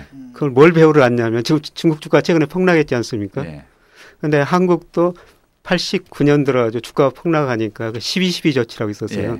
그때 뭐냐면은 주가가 폭락하니까 한국은행한테 돈을 2조 7천억 원 은행에다 줘가지고 삼투신한테 주식을 사라고 그랬어요. 근데 주가가 올랐습니까? 1000에서 결국 500으로 떨어졌거든요. 최근에 중국 정부도 주가가 많이 떨어지니까 그런 조치를 한번 해봤었어요. 근데 안 먹히죠. 안 먹히죠. 그러니까 한국에 와서 한번 배우기로 했다는 겁니다. 배워갔답니다. 배워갔으니까 한국 사정 알았으니까. 그게 이제 후발주자 이익이라는 건데 우리도 일본 사례를 많이 참고를 했죠, 과거에. 예, 그렇죠. 예, 우리도 참 무슨 일이 있으면 일본 가서 배웠거든요. 그런데 제가 몇 년 전에 일본 노무라 증권 가서 좀 배우러 갔더니 거기 저 최고 담당 책임 경제 이코노미스트가 이제 저 배울 거 없다. 오지 말라고 그럽니다. 네, 그건 그렇고 이제 잠깐 세 번째 토크로 넘어가기 전에 잠깐 그 중국에 좀 문제가 지금 있지만 중국 경기를 둘러싼 우려가 너무 또 과도하다는 지적도 일부에서 나오고 있거든요. 근데 어떻게 보세요, 그런 지적은? 예, 중국 경제가 단기적으로는 저는 상당히 심한 구조전을 거쳐야 되고요. 예, 장기적으로는 중국 경제가 소비 중심으로 성장할 수가 있습니다. 예, 세계 역사 흐름 보면 1인당 국민 소득이 3,000달러가 넘을 때 소비 주체로 등장하는데요. 예, 중국은 지금 8,000달러가 넘었거든요. 예, 중국이 앞으로 이제 10,000달러 되고 20,000달러 되고 그 과정이 남아 있다는 겁니다. 뭐 최근 보면은 재밌는 거 영국의 이코노미스트 그림 같은 거 보면 그림 같은 게 나오는데요. 예. 앞에 여자가 쇼핑하고 물건을 이렇게 샀는데 뒤에 남자가 물건을 들어주는데 그 남자가 미국 남자거든요. 그래서 중국 여자가 쇼핑을 미국 남자가 들어준 건다. 이게 이제 세계 경제 큰 흐름이라고 볼 수가 있는데요. 예를 들어 가지고 중국이 지금 올해 자동차가 좀 안 팔린다고 그러는데 2천만 대를 생산해가지고 판매하는 사람들이거든요. 우리 총 등록된 자동차 대수가 2천만 대 좀 넘습니다. 그리고 우리 10명당 지금 4명이 자동차 보유하고 있는데요. 중국 사람들 10명당 1명이 자동차 보유하고 있습니다. 우리 언제 10명당 1명이었죠? 1990년대 초반이었습니다. 그런 거 보면은 앞으로 중국 사람들 자동차 많이 사고 뭐 가전제품, 화장품 엄청 살 때. 예. 근데 예, 제가 그 한 금융연구소 소장을 할 때 주로 중국 관련 일을 많이 했었는데요. 예, 그 회사에서 중국 진출하기 위해서 매년 중국 한 대학에다가 중국 분들 5, 60명 모셔놓고 금융교육을 시켜드렸었어요. 근데 4주 동안 하다가 나중에는 한 주는 우리나라에서 한번 해봤거든요. 근데 우리나라에서 한 주 하는 동안 이분들이 계속 가자는 데가 쇼핑센터고요. 예, 저도 4번 따라갔습니다만은 예, 저는 거기 가지고 설화수라는 화장품이 그렇게 비싼 것인지 처음 알았습니다. 엄청 비싸요. 예. 웬만한 사람들 못 샀습니다, 여자들. 예, 제가 갔을 때 보니까 최고가는 아니더라고. 아, 더 비싼 것들도 있어요. 아, 저 의원님은 사모님 많이 사두셨나 보죠? 아시는 거 보니까. 설화수를 제 차하고 저하고 제주도 갔다가 그 면세 구역에서 설화수 살랬는데 설화수를 안 팔아. 왜 안 팝니까? 그러니까 우리는 다 설화수보다 비싼 걸 팝니다. 설화수를 못 샀어. 아, 그러니까. 그래서 내가 설화수라는 게 더 비싼 것도 있는 화장품이라는 걸 내가 이제 처음 알았어. 설화수 좋은 화장품이에요. 얘기 들어보니까. 예, 아니 그때 제가 왔을 때 뭐 진설 세트라고 화장품 몇 개 넣으라고 세트를 만들었는데 110만 원 했습니다. 영양크림 하나에 뭐 30만 원, 40만 원. 그걸 사가는 거예요. 근데 그거를 자주 막 사가더라고요. 중국에 부자들이 많아요. 예, 중국의 부자들이 참 많죠. 소득들 중에. 근데 제가 또 무식한 질문인데요. 보통 사람들이 가지고 있는 중국 담론, 듣고 있는 중국 담론이 극단적으로 두 가지가 있는데 두 가지가 동시에 들리거든요. 첫 번째는 야, 중국이 저렇게 흥하면 우리 잡아먹힐 거야. 중국 경제가 흥하면 우리 망해. 이런 담론. 또 반대편으로 야, 중국이 여기서 휘청휘청해.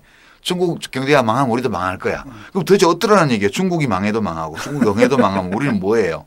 그래서 이 중국 담론이 보면 한편으로 굉장한 정치적 공포감 또는 정서적인 두려움과 연관되어서 퍼지는 측면이 많아요. 이제 우리 김 선생님 보시기에는 중국의 산업화, 중국의 경제적 성장과 발전, 중국의 경제 대국화 이런 것이 총체적으로 볼 때 우리 경제에 어떤 위기를 갖고 오는 요인인가요? 아니면 우리 경제가 흥할 수 있는 요인인가요? 예, 저는 앞으로 2, 3년 동안은 위기라고 보는데요. 위기. 예, 중국이 구조조정을 거치고 다시 한번 저는 성장하리라고 보고 있거든요. 예, 그때는 큰 기회가 될 것이다. 예, 사실 미국 사람들을 제일 별로 좋게 무시하는 사람들이 북한 사람들이라고 그러고 우리도 중국 사람들을 그렇게 존경하지 않거든요. 근데 역사적으로는 그렇지는 않았고요. 근데 중국 경제가 그동안 그 투자 중심으로 성장하는 과정에서 우리가 석유와 철강 중국으로 수출해가지고 돈 많이 벌었지 않습니까? 네. 근데 이번 구조조정을 거치고 나서 중국이 소비 중심으로 성장하게 될 겁니다. 그때 우리가 소비재를 중국으로 수출하면서 저는 굉장히 우리가 혜택을 볼 수 있다 이렇게 생각하는데요. 제가 뭐 구체적인 회사 이름 들어서 죄송합니다. SPC 그룹 강의를 한번 갔었어요. 2년 전에. 정말 그 분위기가 좋더라고요. 그래서 갔다 와서 그 삼립산업이라는 주식을 샀어요. 그때 4만 원이었거든요. 근데 이게 조금 지나니까 10만 원이 넘어요. 근데 최근에 뭐 3, 40만 원 갑니다. 왜냐하면은 찍어주세요. 저도 좀 그러서 이 회사가 중국서 파리바게트 같은 게 빵을 많이 판다는 겁니다. 그게 하나 대표적인 회인데요. 저는 앞으로 중국에서 소비재를 많이 파는 회사, 이런 회사가 잘 되리라 보고 있고요. 중국 자체가 생산자본주에서 이제 소비자본주로 확 넘어가는. 근데 이제 문제는 우리가 실물뿐만 아니라 금융도 중국에 의존하는 관계가 더 심화되고 있습니다. 물론 우리나라 사람들도 경상수 흑자 많이 나가지고 중국 금융자산을 사게 되는데요. 중국 돈이 우리 돈으로 많이 들어오고 있거든요. 예를 들어서 지난 7월 말 현재 미국이 가지고 있는 우리나라 상장 채권이 18조 3천억. 근데 최근 4년 동안 거의 올라가지 않고 정체되고 있습니다. 회사채 말하는 거죠? 회사채, 국채까지. 예. 포함해가지고 상장 채권이요. 근데 중국이 16조 7천억 7월 말에. 굉장히 빨리 계단식으로 올라가고 있어요. 저는 올해 내에 중국 사람들이 가지고 있는 우리나라 채권, 국채가 미국보다 더 많아질 거로 보고 있거든요. 그러면은 중국 사람들이 이제 우리나라의 금융시장에도 영향을 주는 시대가 도래했다.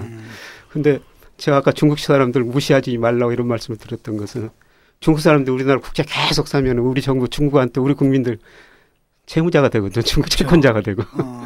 이게 더 앞으로 더 큰 일이라고 생각합니다. 그렇네. 근데 보통 우리나라 사람들이 중국 무시 안 하던데요. 제가 겉으로 그냥 허장성세 그러는 거지. 사실 한국 사람들이 제일 졸라 보는 건 일본이죠. 유럽 사람들하고 얘기를 하다 보면 물어봐요. 그 사람들이. 야, 중국 사람들이 일본을 무시하는 건 이해가 돼. 중국은 큰 나라니까. 근데 너네는 뭐냐? 이렇게 물어보더라고요.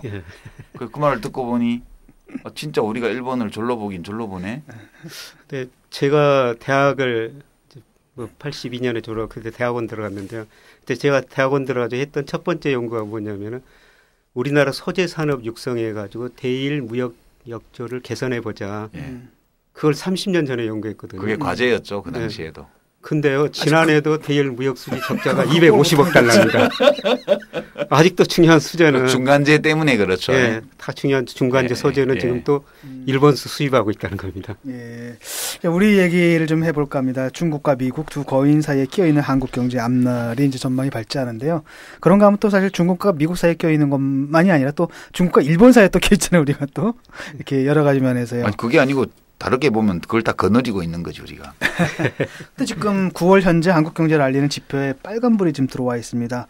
대외 악재다, 수출 부진, 그다음에 성장률도 지금 2% 중반이 안 될 것 같고요.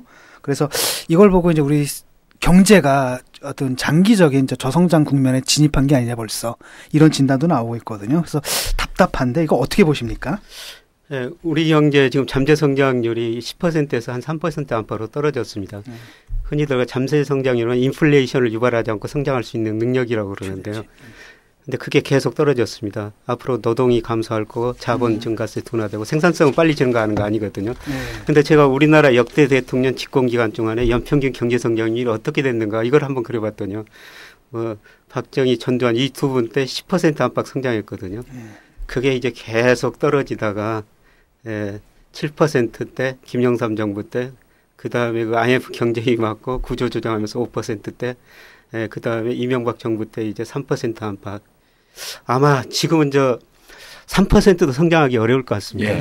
KDI가 어디서 투자하는 회사입니까? 돈을 주는 KDI 연구원 어디서 돈을 줍니까? 정부 돈이죠. 기재부 소속인데요. 근데 최근에 우리나라 잠재 성장률을 추정했는데 현재 우리나라 잠재 성장률 한 3.1%다. 근데 그게 내년 내후년 같부터는 2%대로 떨어지고 10년 후에는 1.8%, 1%대로 떨어진다는 겁니다. 근데 이걸 시장이 반영하고 있어요. 10년 국채 수익률 지금 우리 2.3%. 미국이 지금 2.12%인데 미국하고 거의 같아졌어요. 저는 조만간 우리 국채 수익률 10년짜리가 미국보다 낮아지리라고 보고 있거든요. 미국은 10년 후에 한 2% 성장하려고 추정하는데 우리는 성장률이 2% 이하로 떨어진다는 거죠. 그럼 우리 국채 누가 사요? 미국 국채보다 더 싸면? 우리가 사야죠. 그리고 다행히죠. 중국 사람들이 사고 있습니다. 근데 중국 사람들이 우리 국채 수익이 높아서 사는 건 아닌 것 같고요. 저는 여기에도 일부는 그 정치적 의도가 있지 않느냐. 네, 예. 그럴 수 있죠. 미 국채를 안 사고 지금 중국 사람들이 그거를 다변화시키는 과정에서 우리나라 국채도 사고 있거든요. 그렇구나. 아니면 이렇게 성장률이 떨어지는 그 잠재 성장률이 떨어지는 원인은 뭡니까? 그건 되게 필연적인 거예요. 우리가 교과서에서 아니 근데 좀 전에 말씀하신 것처럼 아니 미국보다 좀 떨어질 이유는 좀 그렇잖아요. 그러니까 가장 중요한 게 인구 문제거든요. 그러니까 제가 경제를 30년 이상 공부하면서 느낀 거는 경제의 모든 비밀은 인구에 있구나. 그 제가 줄창 몇 년 전부터 주장하는 그렇게 책에서도 봤습니다. 근데 이렇게 교수님처럼 젊으면요, 제가 무슨 일인지 할 수 있을 것 같거든요. 근데 별 차이 안 나세요 나이가. 지금. 굉장히 젊어 보이십니다. 우리 차이가 좀 나죠. 김영익 교수님하고 나야 한 너댓 살 차이 날까 말까 한데. 정신 연령은 정신 연령은 차이가 많죠. 근데 제가 생각해 보니까요, 40대까지는 저도 무슨 일이 할 수 있을 것 같은데, 근데 나이 50 넘으니까 50대예요. 50대 넘었습니다. 생각이 좀 많아지고요. 제가 아까 58년 개띠라고 말씀드렸습니다만은 지금도 어떤 분들이 여러 가지 사업을 해보자 그러는데 제가 할 수가 없어요. 그냥 40대면 실패해도 금방 다시 재기할 수가 있는데 지금 실패해가지고는. 네. 그래서 경로당 같은 데 가시면 어르신들이 좋은 나이네 그러신다고. 근데 제 그 이명박 정권 60대도 좋은 나이예요. 예, 이명박 정권 때는 747 정책 얘기하고 박근혜 정부에서는 또 474 비전이라고 해서 4%대 경제 성장률, 70% 고용률, 국민소득 4만 달러를 얘기하고 있거든요. 예. 이런 정책 방향에 대해서는 어떻게 생각하십니까? 목표일 뿐이죠. 목표일 뿐이다. 이명박 대통령이 선거 공약으로 747, 7% 경제 성장률, 1인당 국민소득 4만 달러, 7대 경제 강국 이렇게 외쳤었는데요. 근데 실제로 집권기간 연평균 경제 성장률이 3.2%였었죠. 그러니까 국민소득 간신히 2만 달러 넣고 지금 경제 규모로 보면 세계 14, 25이고요. 한 목표였다 이렇게 볼 수가 있습니다. 근데 저는 7이라는 숫자가 좋은 줄은 아는데 행운의 숫자라고 그러는데 4는 잘 모르겠습니다. 그래서 이번 정부에도 신경제 5개년기에서 474를 내세우고 있는데 이게 이제 첫 번째 4% 경제 성장률을 2017년까지 잠재 성장을 올려보겠다 그러는데 사실 아까 KDI 전망치 말씀드렸습니다. 제가 전망해 보더라도 이번 정부 한 2.89% 그 정도 성장하면 잘한 성장인 거고요. 근데 우리가 그 왜 공약 이렇게 해놓고 이런 거 그러니까 정치적인 이제 목표치. 그렇지. 쉽게 말하면 저기 뭐 북한에서 왜 뭐 초과 달성 300% 뭐 이런 거로 보면 되는 거죠. 아니 그거하고는 달라요. 그거는 자기 자신들을 속이기 위해서 만든 목표고. 이건 국민을 속이기. 요거는 유권자를 속이기 위해서 만든 거기 때문에 좀 질적으로 다르지. 그리고 사실 저도 이제 대학에 들어가지고 이게 고용이 정말 심각하구나. 대학 3, 4학년들 보면 별로 힘이 없거든요. 네, 진짜. 이제 졸업하고 직장을 잡아야 되니까. 근데 이 고용률이라는 게 뭐냐면은 15세 이상 인구가 일하는 비율인데요. 지금 우리나라 60%고요. 근데 OECD 기준으로 하면 15세에서 64세거든요. 그건 한 65% 정도 됩니다. 근데 이거를 이제 70%까지 올리겠다. 참 목표인데요. 이걸 어디서 얼마나 고용 창출해 줄지. 제가 근무했던 이제 금융회사에서 작년 한 해 동안 일자리가 5만 8천 개나 없어졌더라고요. 근데 우리나라 서비스업 보면은 금융업 별로 안 좋지. 뭐 유통업, 그게 건설업. 그렇다면 이제 제조업에서 일자리를 많이 창출해야 되는데 수출해서 갈수록 중국에 밀리지. 이거 고용이 갈수록 심각한 문제일 것 같습니다. 그런데 이런 거 저성장 시대에 나타나는 특징이 아까 세계가 디플레 압력을 해소하기 위해서 공급 측면에서 조절할 수밖에 없다. 이런 말씀을 드리고 싶은데요. 또 우리 경제도 이제 구조적으로 3% 안팎 성장하니까 사실 그 고성장 때는 80년대 뭐 10% 성장할 때는 웬만한 기업들 같이 커갈 수가 있었거든요. 근데 이 저성장 때는 경제 커지는 규모 파이가 적어지니까 서로 그걸 나눠 가져야 돼요. 그쵸. 그러니까 경쟁력 있는 것만 더 가져가고 경쟁력 없는 건 시장에서 퇴출되고. 그래서 우리나라도 산업은 존재하지만 그 산업 내에 존재하는 기업체 수는 갈수록 줄어들 것 같습니다.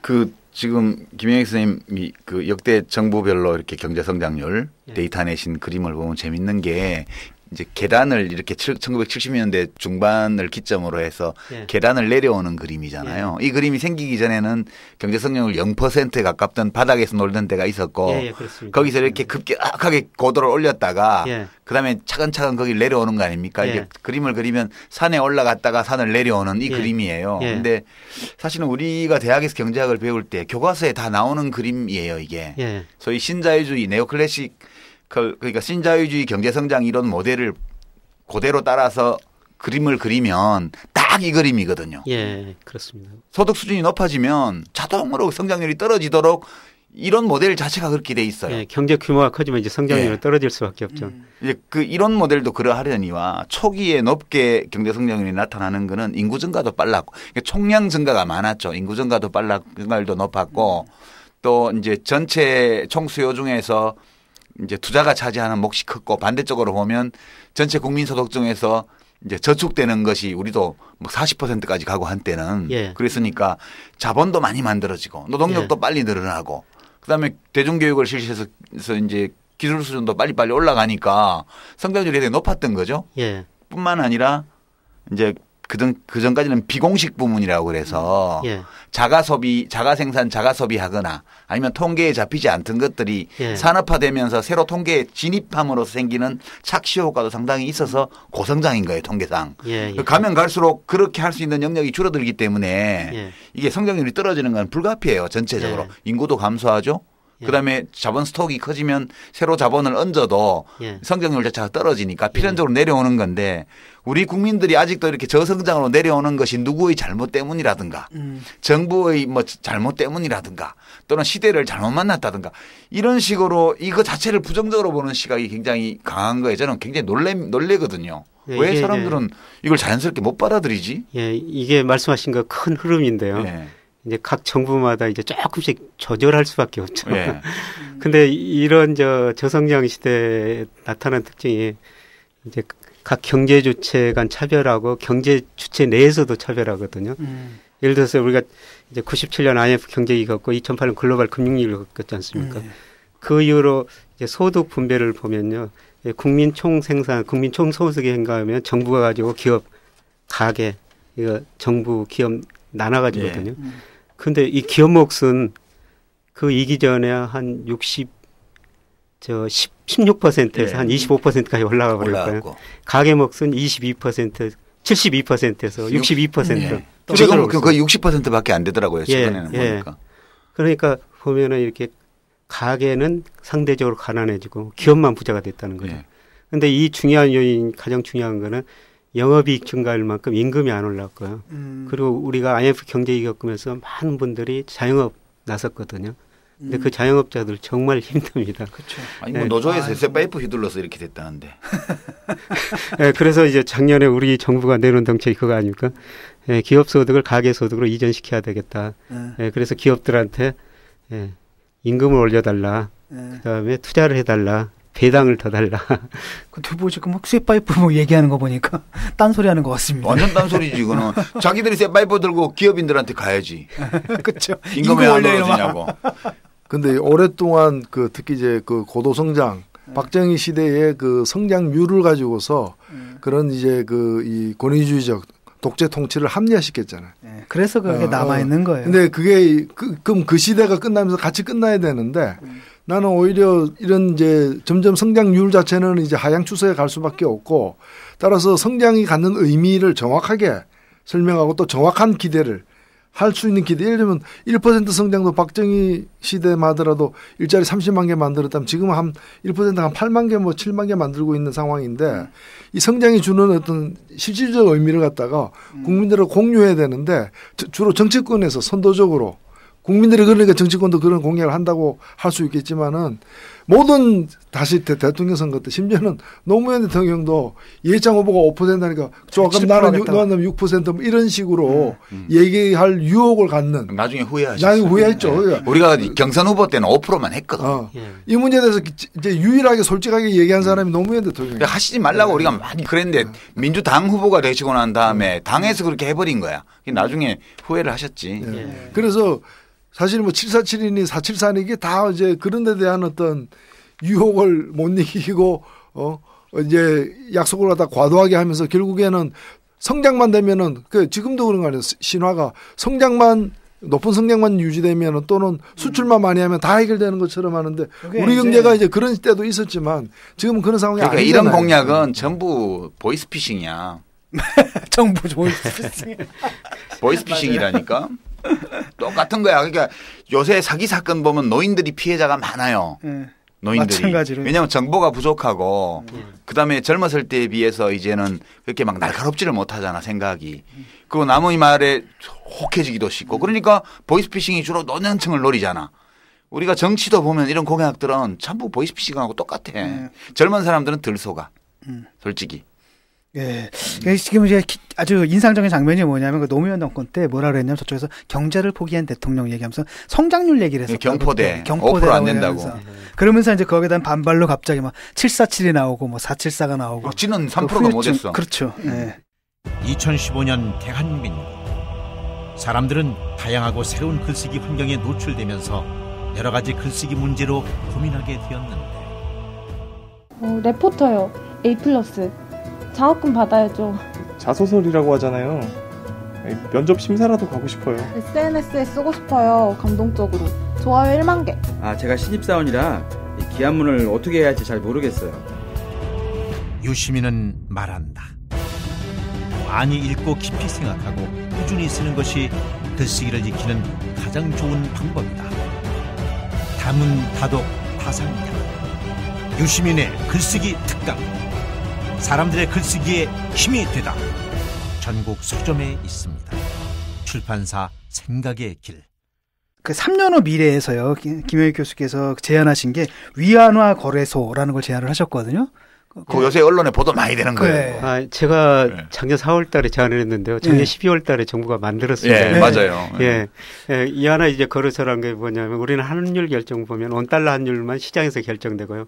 나머지는 재정 환율로 결정되거든요. 연동해가지고 뉴욕 예간 시장에서 다른 통화는 어떻게 결정하냐. 근데 중국이 이렇게 중요해지기 때문에 제가 이 하나 거래 시장을 빨리 만들자 그랬는데 작년 12월 달에 만들었습니다. 박근혜 대통령이 자랑 엄청 했어요. 이거 만들었다고.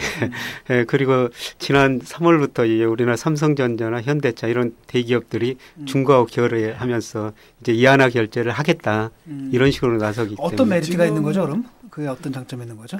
구체적으로? 직접 거래를 하는 직접 거래하니까 교환 비용이 줄어든다는 것이죠. 수수료부터 안 나가지. 그렇게 좋은 걸 왜 이래 안 해? 근데 이제 문제는 뭐냐면요. 사실 우리가 중국에서 매년 500억 달러 이상 무역 흑자를 냈는데요. 그동안 중국 사람들이 그걸 달러로 줬거든요. 근데 자기들은 이하나 국제를 추구하기 때문에 이제는 위안화로 주겠다. 이하나로 주겠다. 그럼 우리가 이제 조그만간 달러보다는 이하나를 더 많이 보는 시대로 그렇죠. 왜냐하면 중국하고 거래할 때는 우리 또 이하나를 써야 되기 때문에 그 두 국가 사이의 경제적 거래에는 곧바로 원화하고 이하나로 바로 결제를 하니까 이게 이제 기분이 좋긴 해요. 저는 왜 그러냐 하면 지금까지 우리 원화의 지위를 보면 태양계의 내행성 그 정도 비중이야. 그러니까 이제 달러화가 태양이고 그 주위를 빙빙 돌면서 저쪽 옆에 이제 태양계가 아니고 위안계가 있고 저쪽에 이제 그 유로계가 있고 이렇게 있으면 우리가 결국 태양을 통해 가지고 태양계의 내행성으로 있으면서 다른 통화권의 행성들하고 간접 관계를 맺다가 우리가 지금 이제 달러의 내행성 행성 지위에서 위안이라는 저 다른 정체하고 직거래하는 거기 때문에 사실 우리의 우주가 좀 넓어진 느낌이 있어요. 저는 기분이 좋더라고요. 아주 재밌게 유익하게 설명해 주시네요. 어쨌든 기분이 좋아요. 저는 이거. 그 거래량은 어때요? 한 6개월. 거래량은 지금은 별로 안 되고요. 왜냐하면 지금 중국 사람들 다 달러가 많거든요. 미국으로 수출해가지고 매년 한 3,400억 달러 무역흑자를 내요. 그러니까 미국 수출해가지고 달러를 받은데 그 달러를 지금은 우리한테 주고 있는 것이죠. 그게 이제 바뀌어야 되고. 네, 그게 바뀌어야 되죠. 이게 거래량이 어느 정도 돼야 사실은 의미가 이제 있는 거잖아요. 네, 그래서 최근에 거래량이 안 되니까 정부가 각 은행들한테 이 하나를 좀 거래해달라. 거래해주면 너네들한테 무슨 혜택을 주겠다. 메리트를 주겠다. 이렇게 지금 유도하고 있습니다. 그래서 점차 거래량이 늘어나고 있습니다. 그리고 또 하나 재미있는 게 그 리디노미네이션이죠. 통화 단위 변경. 그거 저 제안을 하셨거든요. 근데 사실 지금 저도 이제 그런 생각을 많이 하거든요. 외국 나가지고 돈 딱 쓰려면 좀 쪽팔려. 액수가 너무 커가지고. 뭐야, 우리가 무슨 약간, 이렇게 딱 보면 약간, 그렇잖아요. 뭐 짐바브웨. 싸보여. 뭐 짐바브웨처럼, 짐바브웨 보니까 뭐 10조, 이렇게 지폐인데 10조 뭐 이러더라고요. 예. 이것도 아니고, 공이 너무 많고. 좀 싸보여. 옛날에 그런 경우가 있었는데, 정말로 왜 이렇게 공부만 해가지고 세상 물정 모르는 어떤 변호사분이 있는데, 부인이 이제 프랑스 파리에서 음악을 공부해서 유학을 해요. 그래가지고 억지로 시간을 내가지고 이제 방문을 했는데, 이분이 아무런 물정을 모르는 거야. 지금 돈을 가져오는데 국산 돈을 가져간 거야. 근데 그 세관에서 딱 풀어보니까 무슨 돈인지 모르지만 0이 막 그냥 수없이 붙은 거지. 예. 그래서 난리가 났었던 그런 적이 있었거든요. 그래서 딱 이건 뭐냐. 저기 우리나라 지금 전체 금융자산이 지난 3월 말에 이제 1경 4천조가 넘었거든요. 교수님 1경하면 동그라미 몇 개 되겠어요? 몰라요. 1000조 16개. 1경 와 어떻게 이렇게 하십니까? 아니 1억 곱하기 1억이 1경이잖아. 예. 1억이 8개잖아. 와 대단하시네요. 네, 16개. 문과 맞아요? 예. 이과 아니야 이과? 아유 얼마나 계산하기 힘듭니까? 예, 그래서 커피숍에 같으면 뭐 5,500원짜리 5.5로 표시하고 5.5 이렇게 했죠. 이미 화폐 단위 변경했어요. 5,500원이 5.5. 5.5. 1000분의 1로. 예, 근데 말씀하시는 것처럼 사실 우리나라 화폐 단위가 너무 커요. 예를 들어서 우리보다 경제 규모가 훨씬 적은 대만 달러 1달러당 34. 그다음에 싱가포르 1.3. 말레이시아 뭐 3.4. 근데 우리나라당 1달러당 1,100원 이게 뭡니까? 제가 생각하는 말도 안 되는 거고요. 국가 위신의 문제야. 예. 그리고 세계 이제 수출로만 따지면 우리가 세계 수출에서 차지하는 비중이 수출로만 따지면 6위입니다. 6위인 나라에서 1달러당 1,100원. 이거 말도 안 되죠. 예, 그리고 이게 화폐 단위를 변경하면 저는 내수 부양 효과가 있다고 생각하는데요. 예, 작년 보니까 5만 원짜리 전국 평균 환수율이 28%. 그다음에 부산 제가 죄송합니다. 어디 지역을 죄송해가지고. 아니요. 예, 그쪽은 7%밖에 안 되거든요. 아 부산에서요? 부산 경남 지역에서요. 역시 보수주의자들이 사는 곳이 좀 그렇군요. 그런데 만약 리디노메이션 화폐 단위 변경하면요, 그 돈 밖으로 전부 나와야 됩니다. 아마 밖으로 나오는 과정에서 소비도 될 겁니다. 세금 신고도 좀 해야 될 겁니다. 택시도 타야 되고. 예. 예, 지금 뭐 지하경제 이야기하는데요. 예, 제 뭐 후배가 모텔을 하거든요. 모텔은 다 현금으로 받는 것 같습니다. 이 친구가 세금을 별로 안 내니까 이 친구도 5만 원짜리 많이 있다는 겁니다. 집에서 싸는. 지금 상속수단으로요. 상속수단으로 5만 건이 나오고 나서 좀 사는 집들이 사재 금고를 설치를 많이 했대요. 금고업자들 얘기를 들어보면. 그래서 거기다가 5만 원짜리로 비축해서 그냥 상속한대요.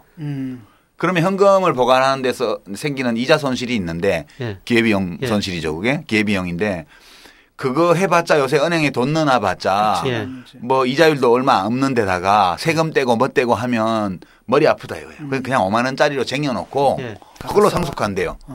그런 돈을 다 끌어내려면 디노미네이션이죠. 근데 이거 하면 뭐 제가 질문이 하나 있는데요. 지금 뭐 5만 원권 같은 게 아까 25에서 30%만 사실은 유통되고 나머지는 지금 이제 그런 퇴장해가지고 이제 이제 뭐 상속하거나 이제 결국에는 음성 지금 화돼 있잖아요. 근데 만일에 이제 10분의 1로 하면은 지금 이제 화폐 단위 변경을 5만 원이 5천 원이 되잖아요. 근데 여하튼 그러면 이제 이 5만 원권은 정부에서 이제 고시한 어느 날까지는 뭐 그 안 바꾸면 못 쓰니까 갖고 있던 지금 70% 이제 사장되는 돈이 다 나오니까 양성화가 되고 나오는 김에 소비도 하고 또 나왔기 때문에 다는 아니더라도 세금 신고도 되고 이제 그런 긍정적인 작용을 할 텐데 그럼 이제 화폐 개혁한 뒤에 보면은 이제 5만 원이 5천 원이 되면은 만 원짜리 새로 찍자. 지금으로 따지면 10만 원 가치의 그럼 10만 원짜리도 돈이 나올 거 아니에요. 그리고 몇 년 지나면 그 만 원짜리의 약 70%가 또 퇴장될 거 아니에요. 그거는 변하지 그거는 또 퇴장되는데요. 그렇다면 결국에는 또 하지 뭐. 반짝 효과 여기서 뭐 10년에 한 번씩 10분의 1로 줄이는 거야. 줄입시다. 그러면 한 두어 번 할 수 있잖아. 좋아. 그러니까 우리나라가 화폐 단위를 그동안 2번 했었습니다. 1953년 6.25 끝나고 이제 물가 불안하니까 화폐 한 번 했고요. 그 다음에 아마 저 62년, 63년이었을 텐데. 62년도. 원에서 환으로 됐다가 환에서 다시 원으로. 저는 그날 은행 갔기 때문에 기억이 납니다.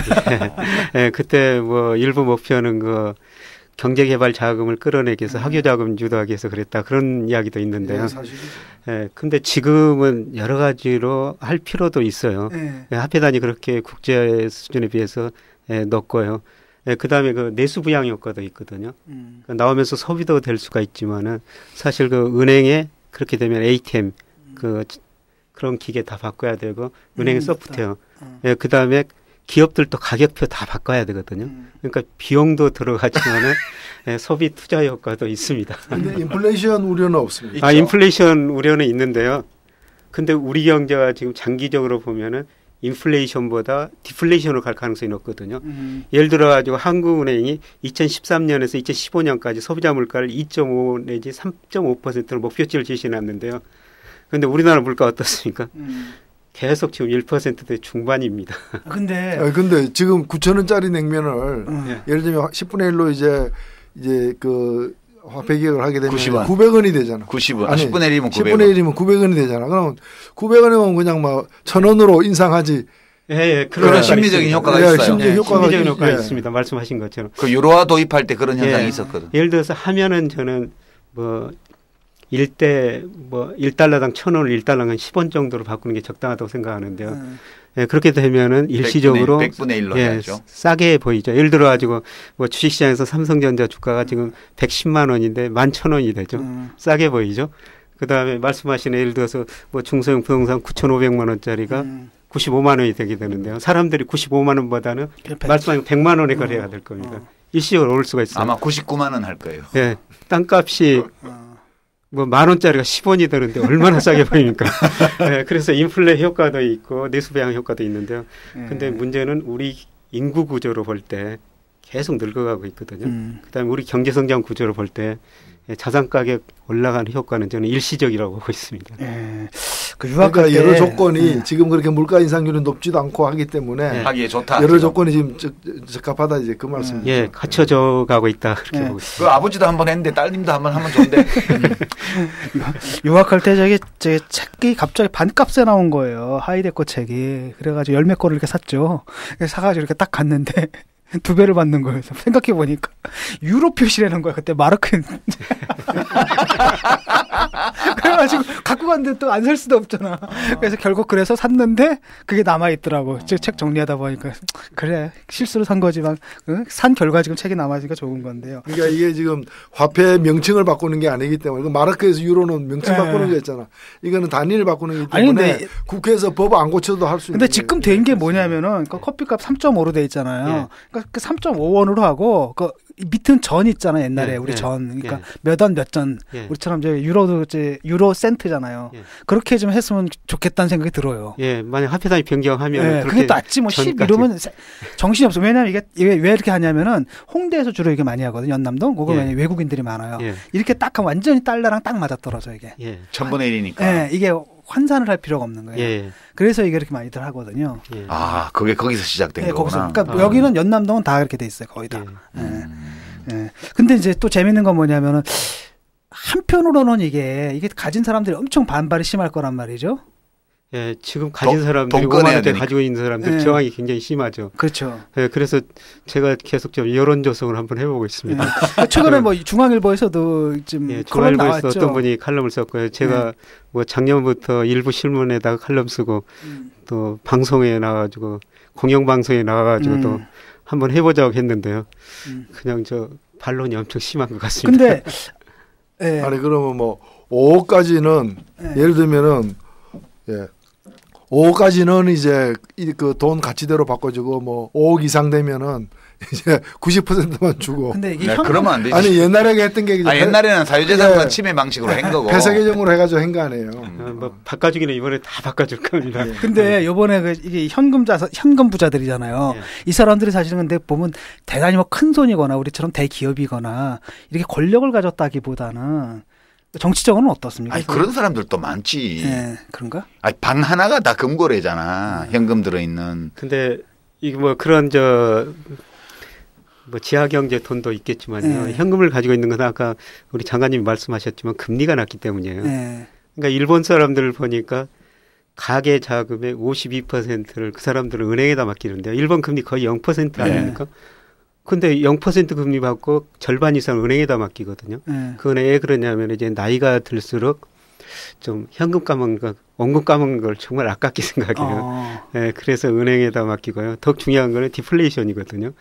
예를 들어서 물가가 2% 떨어졌다면은 현금을 가지고 있어도 은행에다 0% 금리 받더라도 2% 실질 금리는 플러스가 되거든요. 그렇지. 그러니까 우리나라 사람들이 그만큼 현금을 가지고 있다는 거는 앞으로 우리 경제가 디플레이션이 올 수도 있다나. 그러니까 별 손해가 없다고 보는 거예요. 현금 보유해도. 현금 가지고 있어도. 옛날에 금리가 10%씩 할 때는 현금 집에 놔두면 바보지만 지금은 현금으로 갖고 있으나 은행에 넣어놓으나 별 차이가 없다 이거지. 그렇죠. 근데 요거는 말이죠. 죄송합니다. 요거는 좀 사실 어떻게 하면 이제 밀어붙여도 될 것 같아요. 왜냐하면 이게 지금 정부에서도 어떻게 하면 좀 살릴까, 경기 살릴까 이 고민하고 있는데 사실 뭐 현금 좀 가진 분들 사실 그 세금 걷어야 될 문제잖아요. 대통령이 이거 하면 대통령의 의지만 가지면 될 수 있는 뭐 했다는 기록 남아. 뭐 지금 뭐 했는지도 모르는 대통령인데 이거 하면 뭐 했다는 기록이 남을 거. 야, 우리 지금 오늘 꼬신다 완전히. 아니, 이거는 진짜 대통령 의지만 있으면은 할 수 있는 겁니다. 이게 뭐 법률을 바꿔야 되는 그런데 이런 거는 있습니다. 사실 이게 지하 경제를 양성화하는 효과가 어느 정도인지는 한번 좀 타산을 해봐야 될 거예요. 지하 경제 양성화한다 그랬어. 이거 하면 되네 그냥. 아니 근데 예를 들면 사람들 중에는 이걸 갖다가 신권으로 바꾸는 게 아니라 이걸 가지고 금 사러 간다거나 예를 들면 달러로 바꾼다거나 이럴 가능성도 꽤 있어요. 사실은. 그러니까 전격적으로 해야죠. 그 금하고 달러를 쪽으로 좀 생각을 좀 하셔야겠네, 청취자 여러분. 그리고 이것이 또 인플레이에 예를 들면은 경기 진작 효과는 또 한편에 있으면서 저 반대 효과인 또 인플레이에 어떤 어느 정도 영향을 미칠지도 한번 타산해 볼 필요는 있어요. 달러는 사지 마십시오. 달러는요? 네. 장기적으로 달러는 내려가게 돼 있어요. 달러는 저는 장기적으로 유한화를 떨어진다고. 금은 괜찮구나. 나 그 담배 끄는 걸로 그냥 꾸준히. 금은 인류 문명이 시작된 이래 한 번도 금값이 똥값이 된 적은 없어요. 그렇구나. 예. 그러다고 내가 금을 사고 있다는 얘기는 아니에요. 아니 근데 저 홈쇼핑 보니까 있더라고요. 팔더라고요. 금 사는 건 늦었다니까 여러 가지 샀어야지. 아닙니다. 지금도 늦지 않았어. 근데 금을 현물로 사시는 방법도 있지만 그 보관하기 굉장히 힘들거든요. 아니 근데 이렇게 만지는 재미가 금을 은행에서 선물 시장이 있고요. 그 다음에 증권 시장에 가면은 금 ETF라는 게 있습니다. 주식처럼 개별 종목처럼 거래가 되거든요. 한 9,000원 정도면 한 주 사실 수가 있습니다. 근데 그 광고에서 딱 보면은 이게 바 있잖아, 골드바 이만한 거. 이런 거를 하나 이렇게 딱 만져보고 싶어. 송아지 이런 거. 집에다 갖다 놓고. 돼지, 금돼지 이런 거. 틈틈이 꺼내가지고. 그거 집에다가 갖다 놓으시면 늘 마음이 불안하십니다. 누가 가져가지 않을까. 아이스바 말고는 산 게 없어가지고. 지난번에 어디 집 수리하다가 그 인부들이 금괴 120몇 개인가 발견해서 장롱 밑에서 가져간 거 있잖아. 그거 내가 아는 사람 집이어가지고 얘기를 자세히 들어봤는데 기가 막히더라고. 원래는 두 군데 해놨대. 근데 한쪽은 다 꺼내가지고 그 원래 집을 지을 때부터 그렇게 금괴를 넣을 수 있게 장롱 밑에를 파가지고 두 군데로 이렇게 넣어놨다가 하나는 내가지고 자식들한테 다 나눠줬어 이미. 근데 나머지 하나는 갖고 있다가 이 어르신이 치매도 없고 돌아가셔가지고 사람들이 거기 금이 있다는 아무도 몰랐다는 거예요. 그런 부작용이 있다는 걸 미리 알려드립니다. 그래가지고 그거를 인테리어 공사하는 사람이 발견해가지고 나눠가졌다가 다시 회수했어요. 회수를 다 못했어요. 일부는 회수를 했고 일부는 팔았는데 복잡해. 그 금 거래를 매매한 알선한 여자분이 완전 전문 사기꾼이어가지고 법적으로 책임을 묻기가 굉장히 어려운 방식으로 해치워버렸어 금을. 그래서 한 반밖에 회수 못했대. 안타깝더라고 내 사연을. 그게 한 만년 후에는 그게 금광이 되는 거네. 참 안타까운 일이야. 예. 그 마지막으로요. 지금 토크 마무리할 시간이 됐는데 이왕의 초특급 애널리스트를 모신 김에 돈 되는 얘기를 들어야 돼. 돈 되는 얘기를 좀 들어야지. 주식 투자 이제 어떻게 해야 되나요? 계속 주식값 떨어지고 있는데. 저는 내년 상반기 말 무렵에 좀 하셨으면 좋을 것 같고요. 근데 참 우리 주가 보면 답답하거든요. 2011년 4월 달에 코스피가 2231 사상 최고치 치고 지금 4년이 지났는데도 그걸 돌파 못하고 있거든요. 그래서 주가지수 우리나라는 참 답답한 흐름이고요. 그다음에 내년 제가 상반기에 중국이 큰 구조조정을 한번 해야 된다. 그러면 중국 주가 지금보다도 많이 떨어질 수밖에 없거든요. 그래서 저는 내년 상반기에 이제 5년, 10년을 보고 우리 주식도 조금 사고 중국 주식을 한번 많이 사시는 게 좋을 것 같습니다. 예를 들어 가지고 우리나라 주가가요. 이제 80년대 10% 성장할 때 코스피가 7.5배 올랐고 그다음에 그 이후로 계속 기업 은행 부실한 사이에서 500에서 1000까지 한 7년간 왔다 갔다 했거든요. 예, 그리고 97년 IMF 경제위기 겪고 폭락을 했어요. 이제 이때 주식 산 사람들이 진짜 큰 돈 벌었죠. 그때 뭐 종합주가 지수가 코스피 지수가 350까지 내려갔으니까. 예를 들어 가지고 삼성전자가 3만 원 안팎이었는데 나중에 150만 원까지 올라갔거든요. 근데 저는 중국서 뭐 그 정도는 아니더라도 내년 상반기 혹은 내년에 그런 기회가 있을 거라고 보고 있습니다. 그래서 아마 내년에 다른 나라 주식보다도 이제 내년 가서 중국 주식 좀 늘리시는 게 사시는 게 좋을 것 같습니다. 그러니까 그 책에서 말씀하신 그 미래 3년이 끝나는 그 무렵부터 이제 새로운 또 이렇게 그 호황이 시작될 수 있다. 반등세가 나타날 수 있다. 꼭 내년 상반기가 아니라 하더라도 이 말씀의 취지는 제가 이해하기에는 외신이나 어떤 경제 뉴스를 잘 보다 보면 중국의 공급 구조 조정이 시작되었다. 그리고 그 공급 구조조정이 본격화되면서 이제 위기가 현상적으로 오고 그 주가가 곤두박질 칠 때 장래의 회생 가능성이 이제 발전 가능성이 있는 산업의 회생 가능성이 비교적 확실한 기업을 찍어서 주식을 좀 사면 돈을 만질 거다. 그렇습니다. 그게 내년 상반기에 될 수도 있고 하반기에 갈 수도 있고 내후년까지도 갈 수도 있지만 그 반드시 온다 그 시점은. 그 시점이 지금 이제 앞으로 오고 있다. 우리 적금 둡시다. 한 1년짜리 들어가지고. 맞아. 한번 해보자. 나중에 깨가지고 어떻게 한번 해보자고. 또 하나는 금. 금은 괜찮습니까? 금은 뭐 지금부터 서서히 사시는 게 좋을 것 같고요. 근데 살 돈이 있어요? 아니 그거 뭐 아니면 그 학교 그 교수 급여를 금으로 달라고 하는. 아니 그게 아니라 저 담배 끊으니까 하루에 4,500원이잖아. 그렇지. 한 달에 10몇만 원이에요. 13만 원. 그렇죠. 그 1년이면 100몇십만 원. 그러니까 한 달에 15만 원씩 사는 거야. 그렇지. 계속. 금일봉. 그렇지. 금일봉. 금일봉씩 모으는 거야. 네, 항상 좀 저 포트폴리오를 잘 구성해야 되는데요. 금도 저는 한 금융자산 가지고 계시면은 한 20% 이내에서 금 피중 편입하시는 것도 괜찮을 것 같습니다. 그래서 대여금고에 딱 넣어놓고 보관하면 돼. 문제는 살 돈이 없다는 거지. 돈이 없는 척해. 돈이 없슈. 있지. 책 잘 팔리면서. 책 내시면은 뭐 저는 저 책 볼 때 이렇게 몇 판 발행했는가 제 책이 보통 5판 이상 간 적이 없거든요. 5판 많이 가셨네요. 근데 저 장관님 책 보니까 그냥 수십 판 되던데. 저는 연봉으로 하면 뭐 평범한 애널리스트 연봉만 몇 분의 1밖에 안 됩니다. 그래 팔아봤자. 역시 큰 돈이 굴러다니는데 왔다 갔다 해야 돈을 좀 만지지.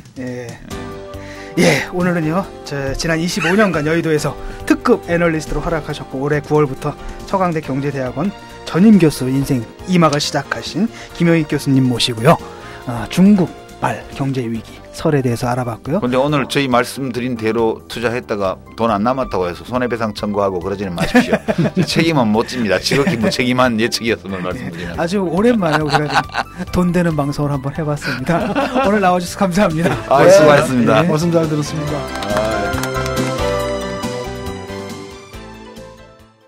건축주의 철학과 개성을 닮은 집을 추구하는 목조주택 전문기업 꿈꾸는 목수가 정치카페를 후원합니다.